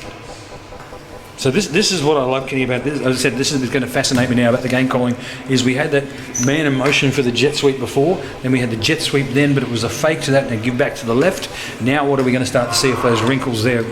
They're going to, Stingrays are going to keep Sunshine Coast on their heels of guessing. 3 wide for the Stingrays. Borden, he's back, launching 4 of that post route again. He's got it despite the interference. That flag will be for PI, but he's brought it down anyway. The big wide receiver and Jaden O'Rourke. Way to go up and get it, Jaden O'Rourke. You're right, there's going to be a flag for pass interference, most probably on Sunshine Coast Spartans, but just that's how you climb the ladder. Don't wait for that football to come down. You go up and get it. Nice job. Pass interference, defence, number 42. That penalty is declined. Result of the play is a first down. As suspected, but way to go up and fight for the football. Continue to fight for the ball regardless. You know, there was a period I felt receivers were getting a bit too dramatised every time they were under PI and they'd rather go for the sell rather than the catch. I mean, if the referees are doing their job, they'll give you the flag anyway. Give yourself the best catch, the best opportunity to make the catch. That's right.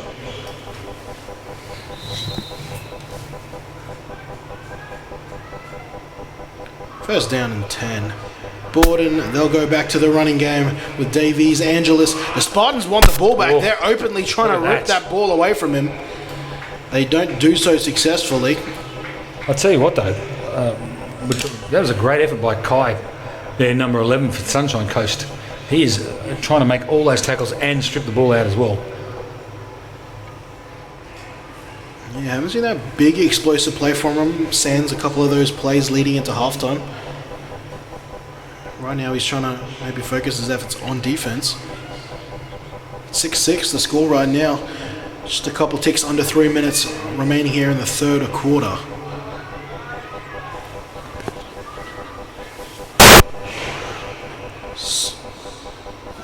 Second and 12. Borden has time, delivers a pass over the middle. One-handed grab over the middle. Look at that! Christian Denton.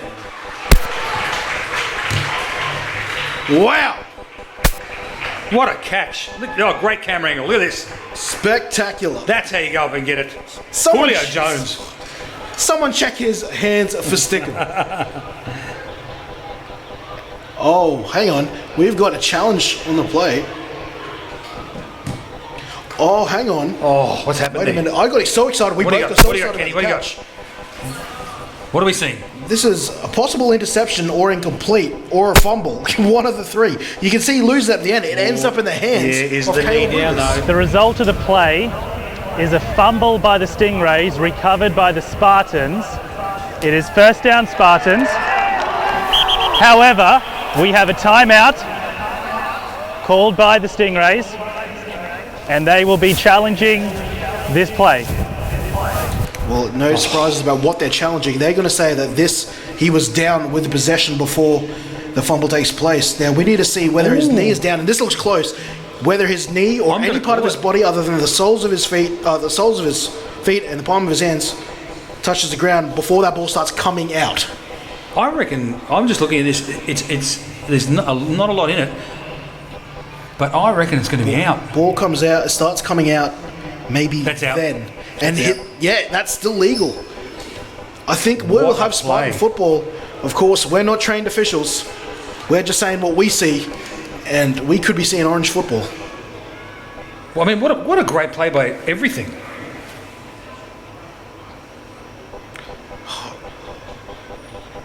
Regardless of the result, that is a poster right there for Denton. After He might review not of wanna the remember what play, happens after it. the call has been That's a- confirmed. It is a fumble by the Stingrays, recovered by the Spartans.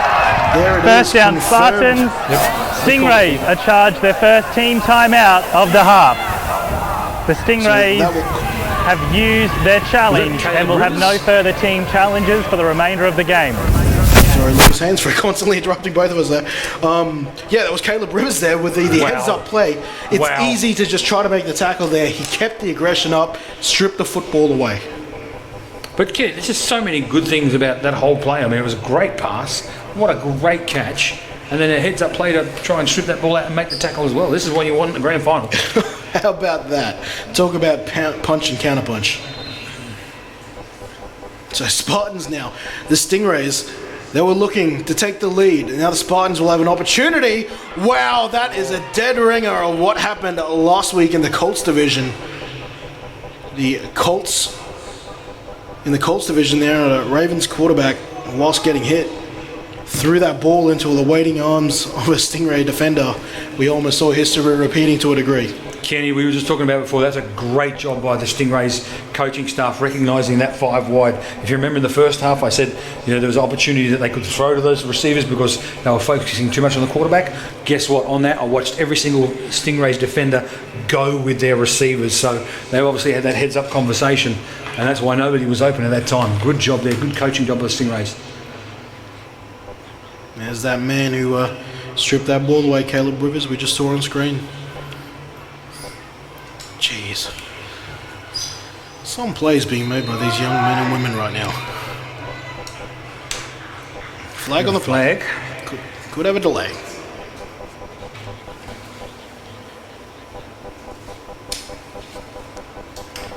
Delay of game on the offense. 5-yard penalty, remains first down. And a delay of game here. Oh, okay, this is a video apparently. Here in the screen. In the booth, I should say, my apologies. Correction, Broadcast. second down. Broadcasting the SUNBOWL games to you coming from a Dolphin Stadium here at the Redcliffe Peninsula. And we've got this play blown dead. Flag here on the near side sideline. Kenny, for me, this now portion of the game is critical for both teams. I mean, we had a turnover, we've got some adjustments. Sunshine Coast is trapped down here in the. Hang on.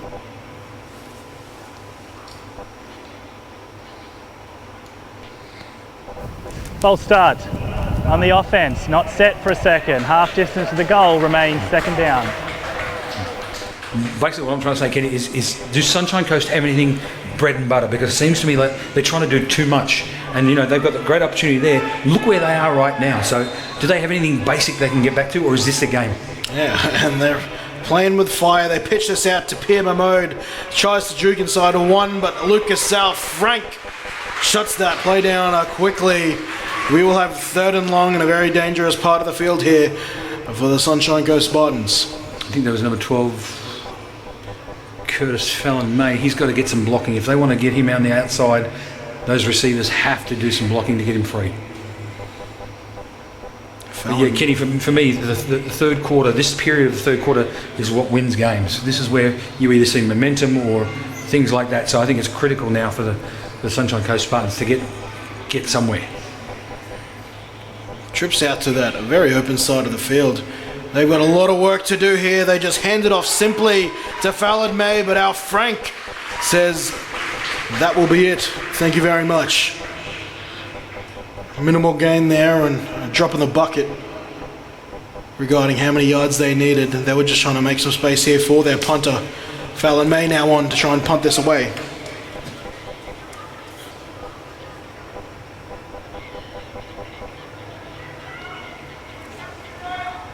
Oh, he's just got that. Oh, dear me. And this is fumbled by Denton, I think. Rivers was there, but now Denton has got space. The Spartans will have to cover him now. Oh, huge block by Mackin. And eventually the punter, Pierre Mahmoud, takes him out of bounds inside the 20. Multiple flags down here on the northern corner of the end zone. This will be interesting, Kenny, to see if you called it was Mackin. Is the head in front? It was a big hit. Watching the slow-mo replay now. Or that could be in the back. I would just call it as the head is in the front, the body's to the side, so I say it's a legal block just for me. But I'm not wearing black and white. This is going to be a great angle here.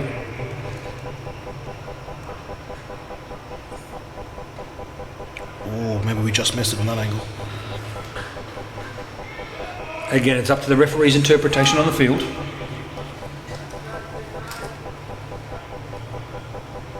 Here we go. This is going to be a good angle. Oh.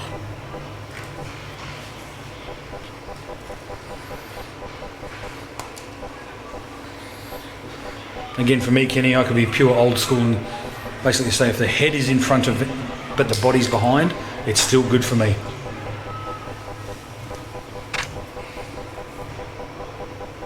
There are 2 fouls on the play. Holding. Kicking team, number 42. That penalty is declined, as it was before the kick.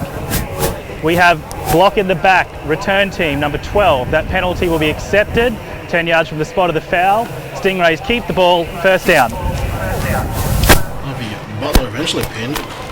I don't know if we saw the difference. So we must have been watching something completely different.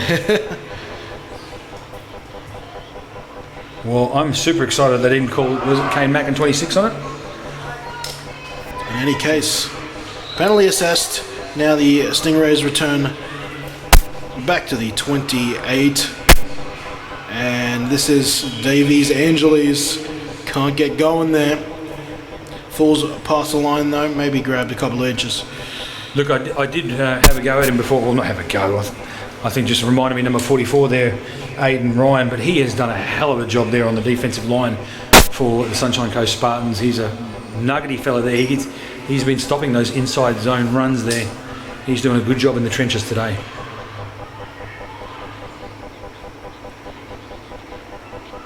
Second and 10. Gordon, clean pocket to throw from, delivers a pass for O'Rourke. O'Rourke mightn't have trusted his quarterback there, probably could have kept going. And that's one of those things, especially as a young player, you just got to tell them to run. Go, go, go. You can come back to the ball, but there's no point in being overthrown. That's just dumb. Interesting concept there. We had the fade by O'Rourke there, but the 2 receivers on the other side ran double slants. So it'll be interesting to see, for me straight away, does that mean now they might swing a running back out to get lost in that wide side of the field there?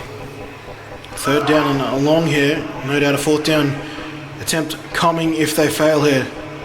They put Went in motion, but they'll fake it. Now it goes Borden with plenty of space to the outside. They ran that play earlier. This time they run the reverse of it.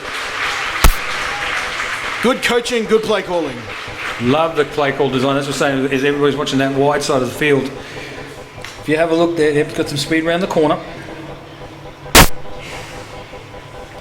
Keegan Winehound had his hands up in the air for a touchdown, signalling. Just need a little bit more speed there from the runner, but just gets the ball, first down. This young man, Borden, he had some big shoes to fill there with Caden Tompkins as the starting quarterback last year, and he stepped into them very, very nicely. I think what I'm really appreciating about the quarterback is he's doing enough to get the first down, to move the chains. He doesn't have to go the big touchdown run, but You got getting, receivers for that. He's getting, yeah, exactly right. You've got That is the end of the he's third getting quarter. his team in a position to win. That's what you want out of any player. End of 3 quarters of football here in this 2019 Junior SUNBOWL. 6-6 is still the score.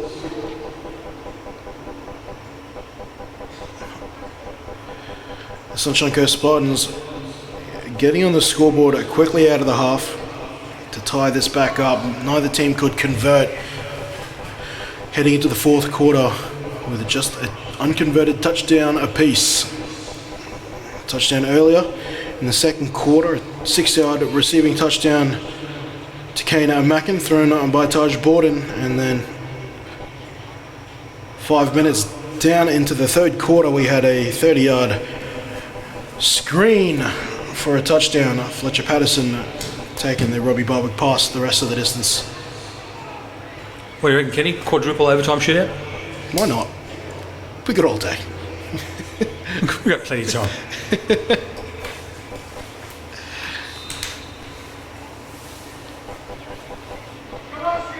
First down and 10. Start of the fourth quarter. Scores level. Borden, play action pass again using his feet. He's still scrumming it forward and picks up 5 yards. Not pretty, but effective. Yeah, that's exactly what you want there. Great job there. Again, just moving the ball for his offense. I like what's the play calling too, Kenny, because what this is setting up is now you're going to get the Sunshine Coast Spartans focusing on that quarterback, and all of a sudden, bam, a running back's going to get slipped out, or the Spartans are going to be watching the backfield for him, and a receiver's gone downfield. Second down and 5. They are 10 yards away from the goal line.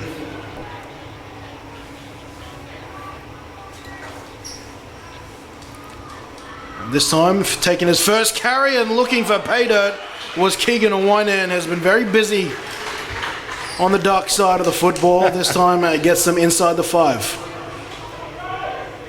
They don't want to waste any time here. Oh, here we go. Stingrays back on the ball inside the red zone. They're 4 yards away. They're waiting for this play to be The whistled. down marker, first down. First and goal from the 4. Power right, Kenny. No, they'll go back to Winehound, who has to go backwards, and the Spartans refuse to let him go forwards again. Initially, that was Patterson who forced him backwards. Burgour, who eventually made the tackle. I reckon they're setting something up here, Kenny, because you don't put 2 running backs on the same side and then run across the formation when you've only got literally 5 yards to go forward and you've got trying to run 8 yards to the left. They obviously either wanted to get to that hash mark for a reason, or they're trying to set something up. Oh, you can see the left corner of your screen there, Brewster. Connor Brewster giving his play into his young quarterback. And in comes the diminutive Taj Borden.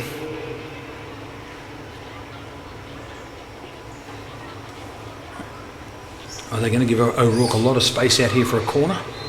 I'm surprised they haven't got Patterson matched up with him one-on-one.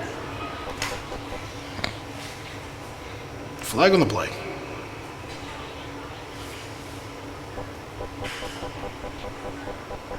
Delay of game on the offense. 5-yard penalty. Replay, second down. Took a bit too long there. So does this possibly change things, especially if they were building to one particular play? Now it's a second and goal from the 11. And corners are one-on-one. There's a lot of space out here to the right. Yeah, you're right. O'Rourke running that quarter pattern so much. This is another bad snap. Borden has to improvise, but the swarm is solid by the Spartans. They take him down now beyond the 20. This drive is ending disastrously right now for the Stingrays. And it's a bit of unfortunate there for the Stingrays, because that's what, we've had great snaps all day right up until then, and that's when you needed actually a good snap to get things done. It's just a nice little general reminder that takes a lot of people to move a team. Now it's 3rd and goal, but the ball is spotted at the 22. I don't think the Stingrays will mind this. I mean, you're sure they want to be going closer, but they've got some space here. O'Rourke is that near side wide receiver. He's got the height matchup if they want to go to Down the seam. That right they down the do. They're going for O'Rourke. Gets past his corner. Touchdown, Stingrays. O'Rourke scored in the playoffs. Scores in the Sun Bowl. There are no flags on the field. That's a great pass there. Kai just caught a little flat-footed, throwing this thing as far as he can. I don't know why he stopped there. It's one of those things he'll get coached up on in the future. Let's have a look at the offensive line blocking. Just nicely. Could have got a choice of 2 receivers there, I thought. Taj could have either picked the seam receiver or O'Rourke on the outside. 22-yard reception. Their 2-point conversion in. Borden stays in, and Gulka, Davies, Angeles will be just short. A couple of inches short, and the lack of conversions continue. This keeps the Spartans still breathing comfortably. 5 minutes and 16 seconds remaining here in this Junior Sun Bowl. Spartans now trail 12-6.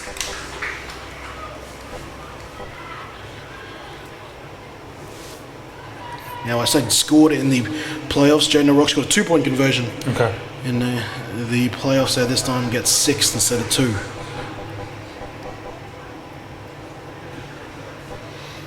This will be now to, we've got 5:09, Kenny, in the game here, 12-6. The Spartans can drive, they can get a good return. I'm the most optimistic person on special teams. They could turn it and return it for a touchdown right here if they wanted to. They haven't got the special team They've player just got to get the here. blocking. But really, they're going to have 5 minutes to drive the length of this field and put some points on the board. But it was a good bounce back there for the Stingrays. Had back-to-back turnovers, an intercept followed by a fumble. That time they turned that into a very long drive, which culminates in a 22-yard receiving touchdown there for Jaden O'Rourke. Kick-off here from Mackin. I like his style. That's a great kick. He's got a really clean kicking motion, Mr. Mackin. I wonder if he plays golf. Yeah, it looks like it. With his foot. Just,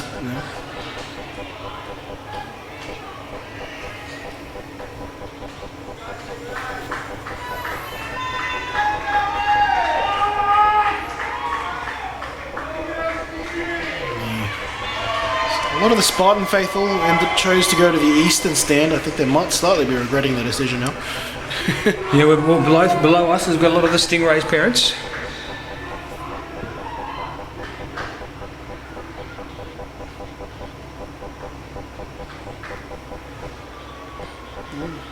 There's Brendan Phillips having a chat with Lucas Haynes. They want to get clarification on something.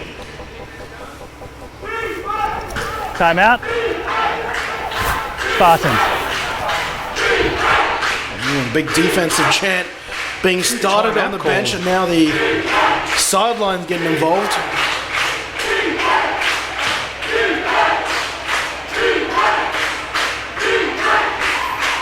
Great job by the faithful here, the fans in the stand.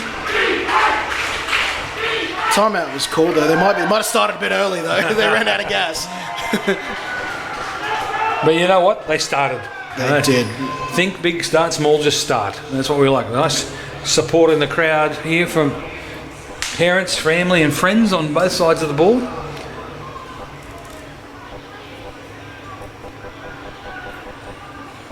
The Sunshine Coast, they're going to go trips to the left side of the field. We've still got the referees and the coach. If you have a look at Paul, if you pan left there, they're still on the field having a chat about something. Yeah, Brendan Phillips and his assistants there. The players are ready to go, but we've still got a referee and a coach talking. We're checking to see the spot of the ball here, apparently. Checking to see that it went out of bounds. Don't know how that's... Is that not relevant? It went to the end zone on one bounce, so... So, yeah, I'm not sure what we're checking.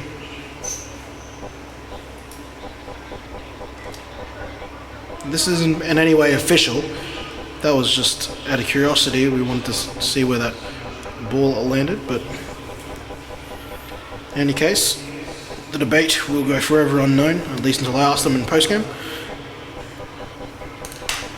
Brendan Phillips and his right-hand man, Jaden Dalziel, inquiring the referees there. Solid coaching staff here for the Spartans. I'll get back to that in a second though. Pitch here out to Fallon May, and Fallon May has not been afforded a whole lot of space today. Our Frank has kept him in check. Stingrays all over that. It was pretty slow developing out of that field. Look, the right call I felt, but number 13 there, Fletcher Patterson, he's got to get a better job of blocking that end. You can't let the defensive end get outside you if you're trying to run a speed option to the outside. But again, on that Sunny Coast coaching staff, I mentioned Dalziel, but also John Hubert, who you might remember me calling during the AGL, the junior AGL, was the wide receivers coach for the Sun Devils. Had some experience with the New Orleans Saints whilst they were in their lockout. Collegiate experience as well. Div 1.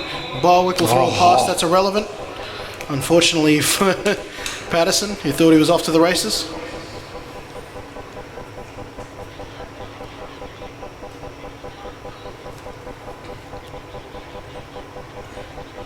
Down to Lucas. False start. Offense, number 5. 5-yard penalty. Replay It's second going to down. take him back another 5, Kenny. That's almost going to be second down and 20. You can see Coach Brendan Phillips getting the play in over there, I think. Or is that one of the coordinators? Yeah, that might be Robbie Barwick there. Oh, Robbie Barwick. Look, I like the play call. Look, you're right, Kenny. They've just got to get the ball into 13's hands. You know, you get the guys on the outside, or who can we match up 13 with? It's either that or you've got to try and get Fallon May in some space. Blitz coming from the corner. And they'll try to do that now. Fallon May beyond the 10, cutting inside of the block. Actually goes to the outside of the block and takes on the defender himself. Gets this past the 20 and out of bounds at the 23. This is why they call it a chess match, Kenny, because Stingrays called the blitz there. Number 7, Christian Denton off the edge, and they actually ran around him that side. So it's one of those little chess games. Oh, look at this. This is a great angle.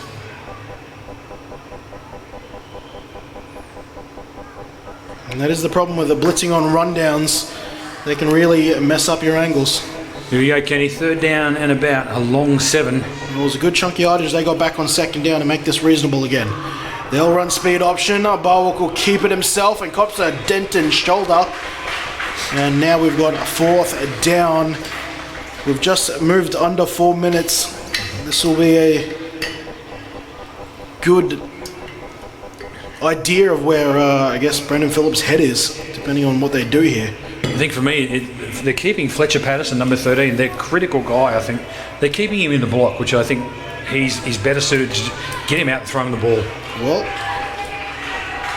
Phillips is going to trust his defense to get the ball back here. Late sub. Fallon May sent back deep to punt. 4th down, rolls to his right. He's going to go it. Is he going to go himself? He's going to try to go himself, but he's taken down well short of the marker. I think that might have been a Wynan taking him down.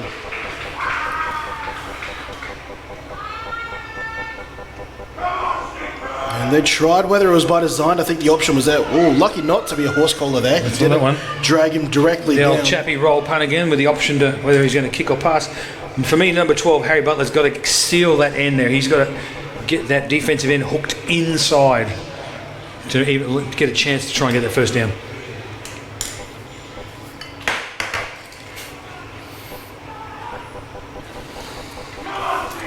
This will be interesting with 2 minutes 54 seconds left in the game. The play calling here, is it going to be conservative on the ground, burn the clock?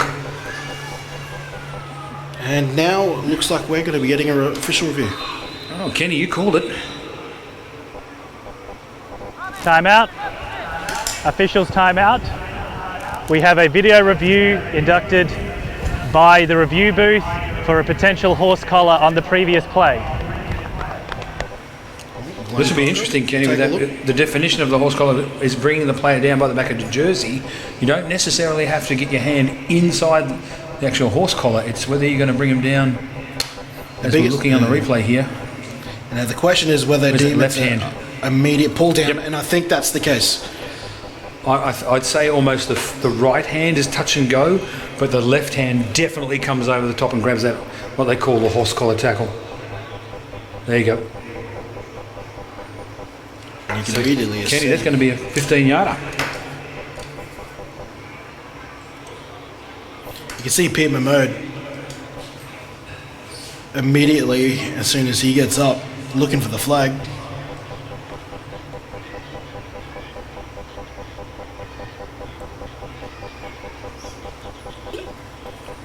Joys of multi-camera setups. Yeah, for me it was the left hand.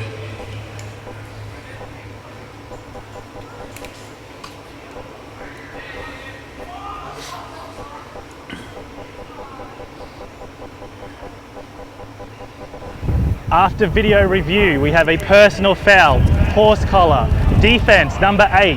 The 15-yard penalty will be enforced from the 25-yard line. Spartans ball, first down. Well, the Spartans, they want to try and get it via fake, they'll get it via penalty.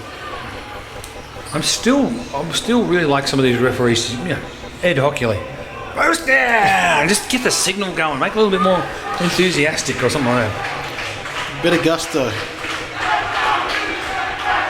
And that penalty brings the Spartans all the way forward to their own 40. That's 5 yards short of halfway. I'll repeat the same sentiment I've made for those who might be tuning in from interstate and overseas. 90-yard fields here in Gridiron, Queensland. The 10 yards taken away from the middle of the field. Nobody deeper than 6 yards for the Stingrays, Kenny. And Barwick tries to thread the needle underneath to Pierre Mahmoud. Sorry, no, Fallon May. Incomplete. I think that's interesting, Kenny, that I said nobody was deeper than 6 yards for the Stingrays, but are they trusting guys like Keegan White in there or Kane Mackin to get that pressure on the Stingrays straight away and not give them enough time to throw?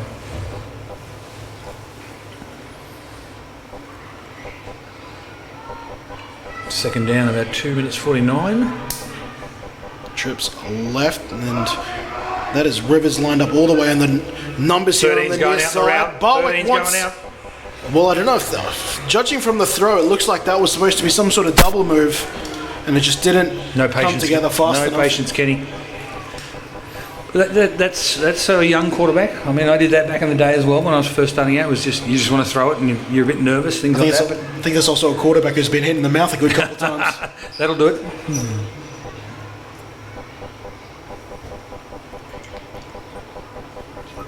I think you're right there, Kenny. Just maybe get him on a little deeper drop or get him a little bit further back. But that pressure all day by the Stingrays has, as you say, started to affect him.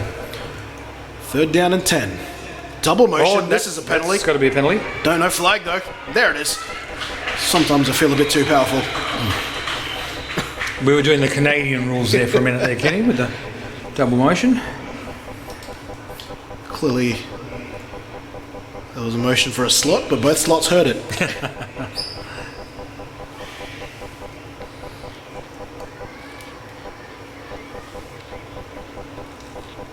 Interesting. I've got one coach down here on the sideline for Stingrays saying decline it, and one saying take it back. This is interesting.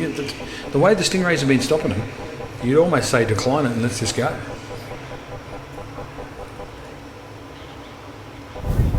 Illegal shift on the offense. 2 players in motion at the snap.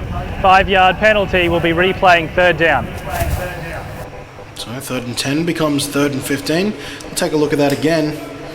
Not that there's too much to see here. Both slots are looking inside. This is just one, two cricketers at the crease saying, no! Someone had to have the call. I think this is really going to seal the deal here for the Stingrays. And it's obviously 4-down territory with the time on the clock. Well, 2 minutes, 42 seconds remaining. Here's your wheel route. What's 13 going to do? There He wants it. Fallon May is underneath it, but the pass falls 6 yards beyond the sideline. Coverage on the play there, Jackson Lloyd.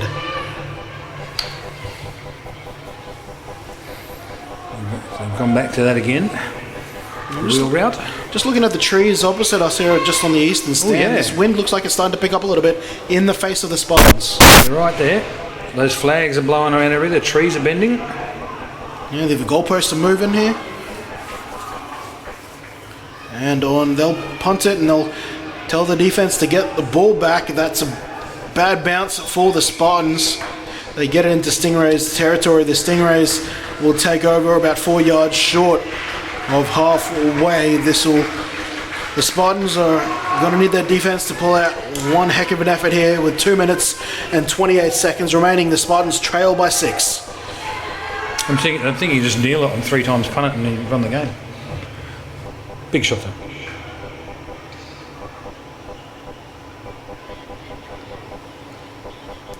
(12-6). 2 minutes and 28 seconds remaining. The Spartans have, I believe, at least 2 timeouts. And this will be a little pass to Went. Oh, he's got stripped it! They got it! He's got it the again! Spartans defense has come up and answered the request. The second time they pulled a strip today. Fletcher Patterson, number 13. Oh my, I can't believe I just saw that live. Look at that. Just grabbed it straight out of his hands. I don't know who made the tackle. We'll soon see here. What's number 13 right here on the corner? He made the strip, but someone comes in to hold him up. There's that ball bobbling around near the face mask there. Here's a big hit. Number 3, that's Kai, is it? Sean Ledger. Sean Ledger. He's the one who German suplexes him to the ground. Robbie Went is still down after that hit. And there it is. And wow, Fletcher Patterson. Brendan Phillips, you're a genius. We looked at each other. We both suggested to each other that perhaps we would have gone for it there, but Phillips knew what his defense was capable of. Absolutely. And now it is the Stingrays who will be requesting their defense defend their way to a SUNBOWL title. So it'll be interesting thing there with the Kenny was Shaken off there, nicely done by Robbie Went. we've obviously had the forward shovel or shuttle pass, as you call it. So that is a forward pass. Then have we had the receiver of that forward pass gain control, because that ball was up around the face mask, etc. But you know, that's just what you can bring into it. But well done to the Spartans there for getting that. So 5 wide now, Kenny. 5 wide. They're down at the 34, and that is a quick slant attempted to Curtis Fallon May. It was at his feet though, incomplete. Ryan Collins on the stop there as the defender went into his hands. 2-minute warning, not far away. I think a good job there by the Spartans receiver is he knew it was going to get intercepted. Ryan Collins had it in his hands and then fought it away from him. No middle linebacker here for Stingrays as the middle of the field's open. Bowick will show, throw short to Rivers, but Rivers is met very quickly. Ryan Collins finishes him over the top. Stingrays defense starting to amp up.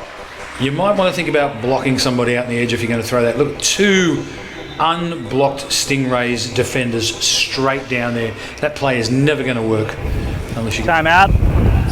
Officials time out. 2-minute warning. 2 minutes are left in the game. Well, 2 minutes are left in the game. Spartans in possession, but they're in a bit of a hole now. 3rd and long, according to our screen. Spartans have 2 timeouts remaining, with 2 minutes remaining in this game. Okay, I think some of the Spartans play calling's been alright. It's just the execution. The ideas are there. 4 down territory, Kenny? I would think so. If it wasn't last time, it certainly is now. Spread. They go to the pitch, and that was Fallon May. That was a quarterback teamed up with Pierre Mahmoud. They won't get it here, but it'll be a very, very close 4th down for them now. Kia with a nice little shoulder at the end of that. Just to let you know I'm here.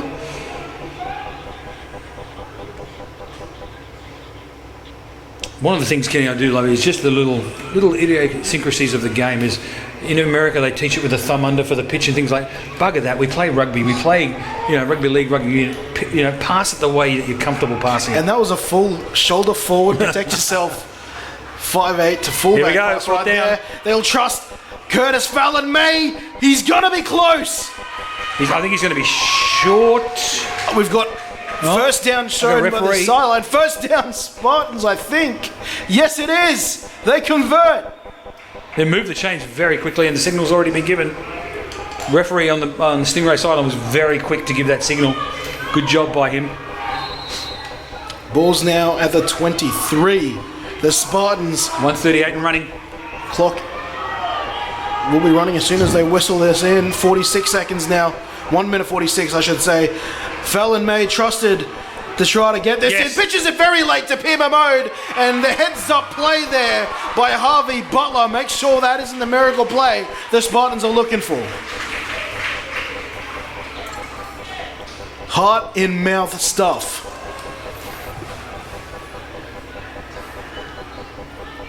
Second down and long. Is that clock correct, Kenny? Is it running? Yep, it is now 1 minute now. Inside 1 minute.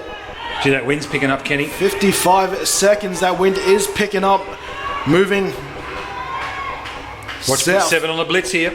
And they'll try to get outside him. It's Pierre Mahmoud now. Pierre Mahmoud's got spacing and great blocking on the edge there by Patterson. Allows him to get a bunch of that yardage back. Gets out of bounds as well, stopping the clock. Look, I'm not going to call him, Kenny, but it's taking a long time to get to the sideline. They're almost running across the field to get out of bounds, which is eating up the time on this clock. But the play calling's good. There is some momentum here. It is third down and a long 6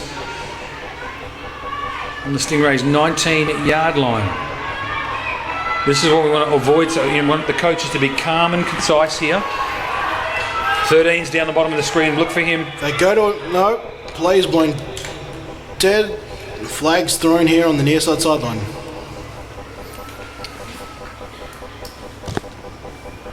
I'll be interested to get a. We're going to see the referee, but get a replay of that.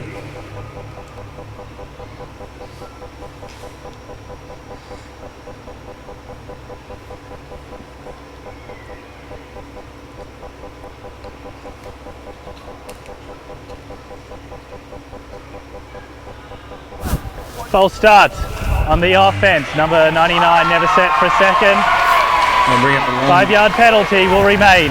Third down. On third and 9. On that last play there, Kenny, I reckon, have a look here. What's the backfield doing? They're almost going to play action pass and throw to 13. Still on live. Third down and 11. Barwick They just looking that's for a the great fade. throw. That is Underneath a great it was throw. Pierre Mahmoud. He had it and lost it. Fourth down. Who threw that? Was that Curtis Fallon May that threw that, number 12? Well, they've been chopping and changing the quarterback. That was a magnificent throw. That was a fantastic throw. It was Barwick back at quarterback. Mitch Barwick. That's where you had to place it. That's a great throw. Well done. Timeout on the Spartans.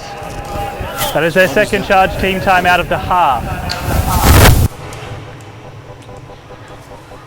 So 35 seconds. That timeout doesn't have the double duty of stopping the clock for them. Clock was already stopped. And they have one timeout remaining here, but one down to work with. They need 11 yards at a minimum on this next play to keep their SUNBOWL hopes alive. Lots of options here, Kenny. Are they going to go with the speed option? Are they going to go with some sort of jet motion? Are they going to go with something? I haven't seen really any out routes or anything like that, Kenny. It's mainly been straight down the field or slant passes. We've seen the wheel route run twice. It's really going to come down to Stingray's defence here. I think they've done a great job of shutting them down. And unfortunately, there have been a lot of penalties in the game. All right.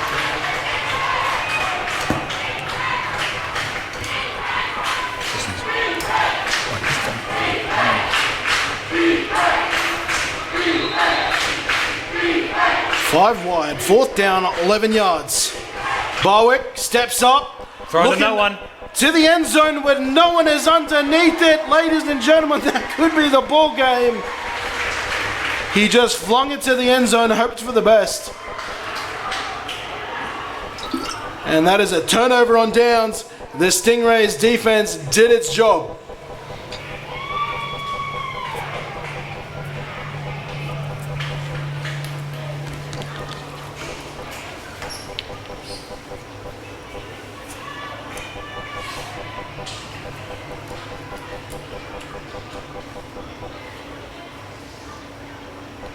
And the excitement has settled down now. That was a great stop. Good coverage there by Stingrays. You can see they go into the victory formation.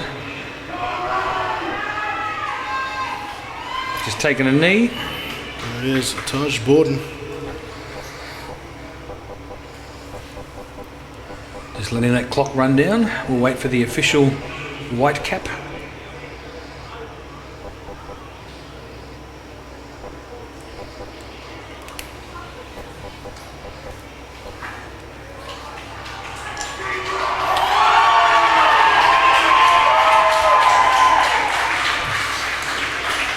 And ladies and gentlemen, there it is, 4 zeros. The second ever Junior SUNBOWL will forever now be titled alongside the Gold Coast Stingrays. They complete the perfect season. Good sportsmanship there, Kenny. Look, you can see a number of the Stingrays players going straight over to the Sunshine Coast players, giving them a pat on the back, saying thanks very much. Great job there. A great coach team. Well done. And very few teams have done it in the Colts division. This will be the first time any junior team has done it. Only taken 2 seasons. We've seen a team run the table, went 10-0 in the regular season, won their playoff game, defeated their foes from a season ago. And they go a perfect 12-0. And now they will look to raise their trophy. Coach, outgoing thoughts, the Spartans fought till the end. They got that turnover, which was unbelievable, with 2 minutes 40 seconds remaining. They got to the 20. They couldn't get that final drive. No, that's exactly what. Look, the Spartans had every opportunity there, even with the double fumble recovery and plus the tackle fumble recovery, etc. It was just a couple of little penalties that got them in the end. They couldn't continue to get those first downs. Nothing to be ashamed of, and they could just build and get better next year. And where do you think the Rays won this game? Look, I think you said it, Kenny. You said that they were burnt a couple of weeks ago going long, so they played deep, let everything happen underneath, and it was okay if they got the 5-6. Burning the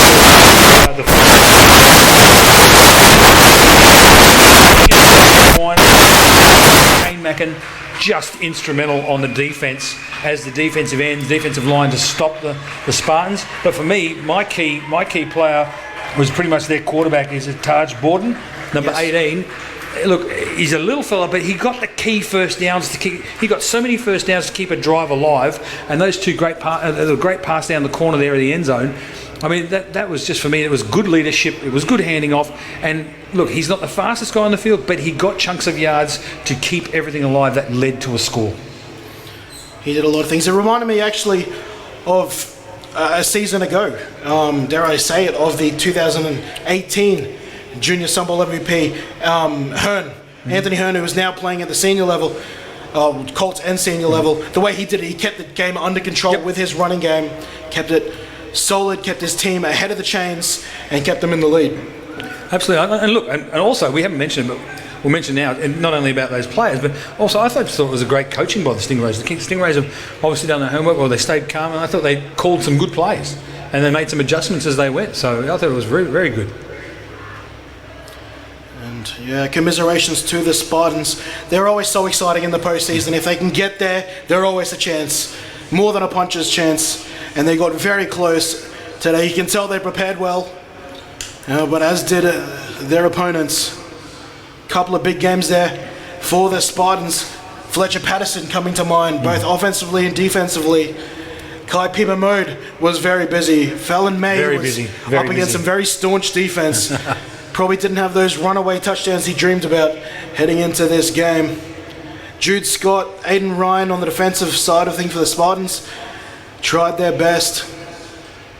But for the Stingrays, you think defensively as well. Lucas Allfrank started the day at running back, made some huge hits defensively for the Stingrays. Noah Langley with that long reception to get us into the red zone.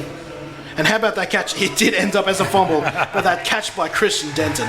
Exactly right. That's exactly right. But Kenny, you mentioned, we talked about it before. I think numbers had nothing to do with the day. Even though the Stingrays had way more on the sideline, that was not a factor at all. So it just shows that the Spartans are very well conditioned and are used to playing in this weather. They certainly are. The playoffs was in their home field, and this one isn't too far away for them either. In fact, it was still probably quite a journey for a lot of these Stingrays coming down from the south. Hour and 20 for me this morning, Kenny. Exactly. You're one of those people commuting from the Gold Coast. Back in the ring. Mighty effort for a lot of these parents, a lot of these families. 9 o'clock's unusual installment for football here in Queensland, except from playoffs and SUNBOWL. They've done a mighty job controlling their schedule and making sure everyone got here. And well, the fact that you got a 9 o'clock kickoff on a Saturday means you need to have a very quiet Friday night, so it affects just more than the actual game day. Exactly right, and I'm sure there's a lot of parents who would have loved to be A few sherbets. indulging on a Friday night as these two teams have their final huddles before the final. Great shot of both teams. One touchdown was all to take to separate these two teams, and even then they threatened the idea of overtime. Stingrays now having their final huddle there, and let's see if these two teams can break the record for length of time, or quickness of time I should say, for teams to get to the post-game presentation. I'll use this opportunity to say that for once, I'm not racing down. I was about to say that, Kenny. You don't have to sweat in your three-piece suit. Yeah, Kenny is styled up, and he doesn't have to race down at a million miles an hour to go do some on-field chats. I get to enjoy up here, but I pass the pleasure down to Gridiron Queensland Hall of Famer Glenn Parker, who returns to helping us in productions. And he's still getting set up there, but when he's ready, we might throw it down to Parky on the sideline.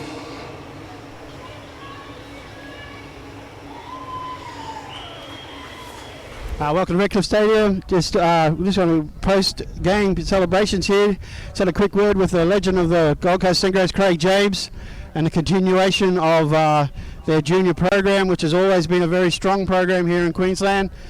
And just touching base with a gentleman I've known for a long time, and I'm very proud of the way that both of these teams here today, the Spartans. What a great job by the Spartans today. The defense was exceptional, and well done to the Gold Coast Stingrays for completing the game in a victorious fashion. So if I could have, could I please first speak to the losing coach, please, of the Sunshine Coast Spartans. Congratulations, Coach. Yeah, Coach, that was a tough one. You were in it all the way through, and your defense did really well, and a couple of great spirals by your quarterback there. I thought you were going to pull that one out, particularly the second last play, probably one of the best spirals I've seen in a long, long time. What are your thoughts on that game? We started a bit slow. We've played these guys 3 times already. Every game has been really close like this one. Unfortunately, they started really strong from the start, and it took us too long to catch up. So congratulations, Stingrays. You played really hard, held us to the very end. It was really good defenses by you guys as well. Thank you, Coach. I absolutely agree with you. I thought both defenses had a great game, but I thought you guys coming from, I believe, second place, and defending these guys, you did a great job today. You guys should be applauded, and obviously a smaller roster, but great heart. Well done, Spartans.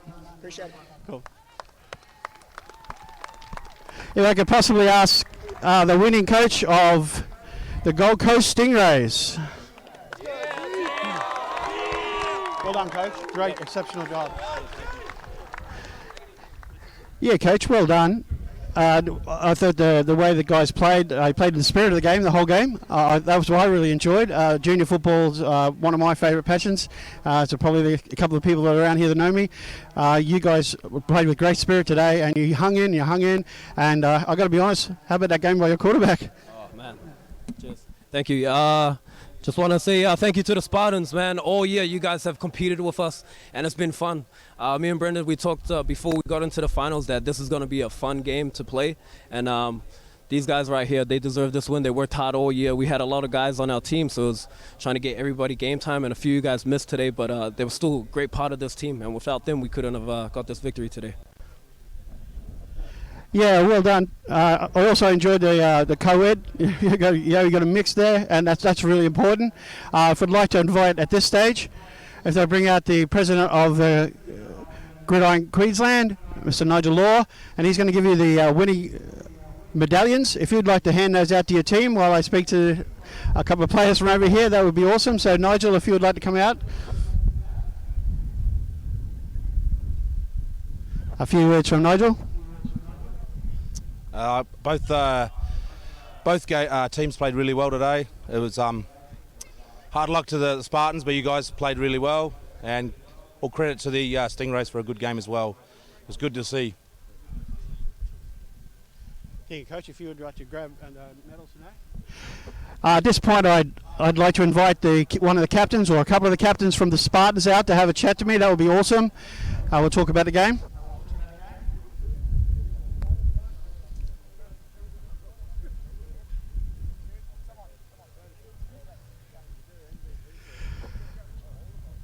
We've got a couple of the defensive captains. This is number 52, had a great game. Very physical out there. I didn't see many turning points in the game. You guys hung in the whole time, and when you did get a turning point penalty or whatever, you settled down and your offense took over and you did all right. I was very impressed with your defense. What do you guys think? We all played hard. And we pretty much gave it all we got. There are a few things that we made a few mistakes, but we bounced back for them and we stayed in this game and we just played our hearts out. I'm proud of everyone on this team. All I have to say is our defense did their hardest and our offense tried their hardest also. And I guess that we made a lot of mistakes, yes, and I guess we just didn't play up to the standard that we should have today. You threw that pass down there, right? Yeah. Yeah. I think you're a little hard on yourself. I actually think you guys played a hell of a game, and I'd just like to make one comment on the number 99 here. That second last spiral you threw down there, bro. Where did that come from? That was a great pass. Very, very good pass. Well, I-line just on that last play, stepped up. I had a lot more time in the pocket. Just put it down in the end zone. Like I said, we couldn't convert, but that's the way it goes, I guess. Yeah, I agree. It was unfortunate, but your line gave you that time and you provided the ball. You guys keep your heads up, because I got to tell you, I watched the semi-finals way back in New Zealand. I saw it live and came here today, and I was kind of expecting maybe an upset, but I tell you what, you took it to them. Well done. Congratulations on your efforts today. Thank you, mate. Great job, mate. Great job. Great job, boys. Great job, boys.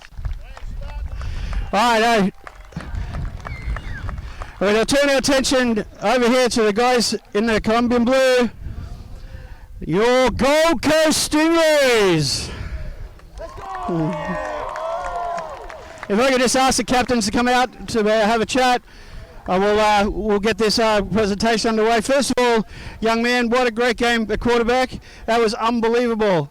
You're only 6'8", and I know that they all look short to you out there, but I tell you what, you found a lot of open receivers there today, who also saw a couple of one-handers, Mr. number 8 in fact, and I believe number 10. Yeah, well, there's some great hands out there, but you've got to get the ball there first. Your O-line played really well today, and I think backing up on defense, I thought your linebackers had a really good game. So they provided probably the foothold for you. But definitely a great game by your offensive line and yourself, particularly a lot of the scrambles. So well done. You got anyone want to say something? I just want to thank all the supporters and the parents who let us do this, all the oppositions, especially the Spartans, who are the greatest competition of the year. And I just want to thank our team. Couldn't ask for a better one. Undefeated for the year. That's all I can say, really. Thanks, Stingrays. Yeah, good words, good words. Like I hinted at earlier on, the tradition continues for the Gold Coast Stingrays, particularly in junior football. We always knew that everybody knows the history of the senior men, but I got to tell you, having coached against you guys many times over the years. The tradition of junior football at the Gold Coast it's unbelievable, and just keep that going, keep going forward, because you got to look at your coaches and yeah, just revel in it, because you guys have done a fantastic job.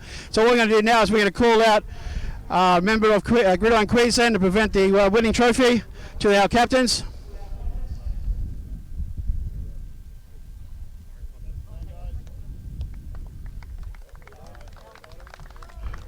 You're allowed to get excited out there.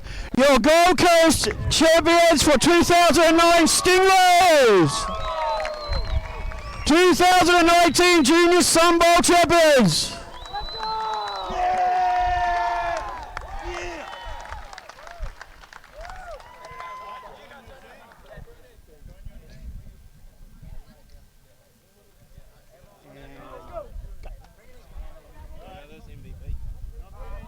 Correction, yeah, MVP.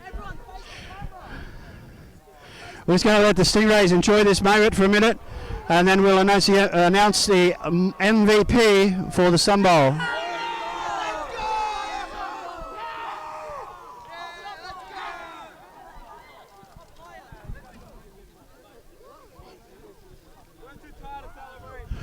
All right, one more celebration for the day. That is the most valuable player for the SUNBOWL 2019. I don't think it's going to come too much surprise to anybody. The man is about 7'3". The Gold Coast quarterback, number 18. What a day!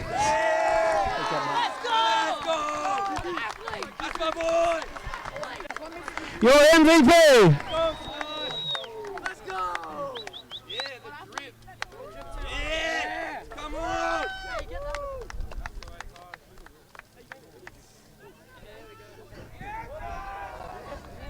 And last bit. Ladies and gentlemen, that concludes the formal part of this ceremony for the SUNBOWL for the junior division. And coming up, we've got the Colts, of course. I'd like to hand over at this moment. Welcome to the live stream Brisbane. They're doing it for us, Paul and the guys. And I'm going to hand me right back now to Kenny Andres.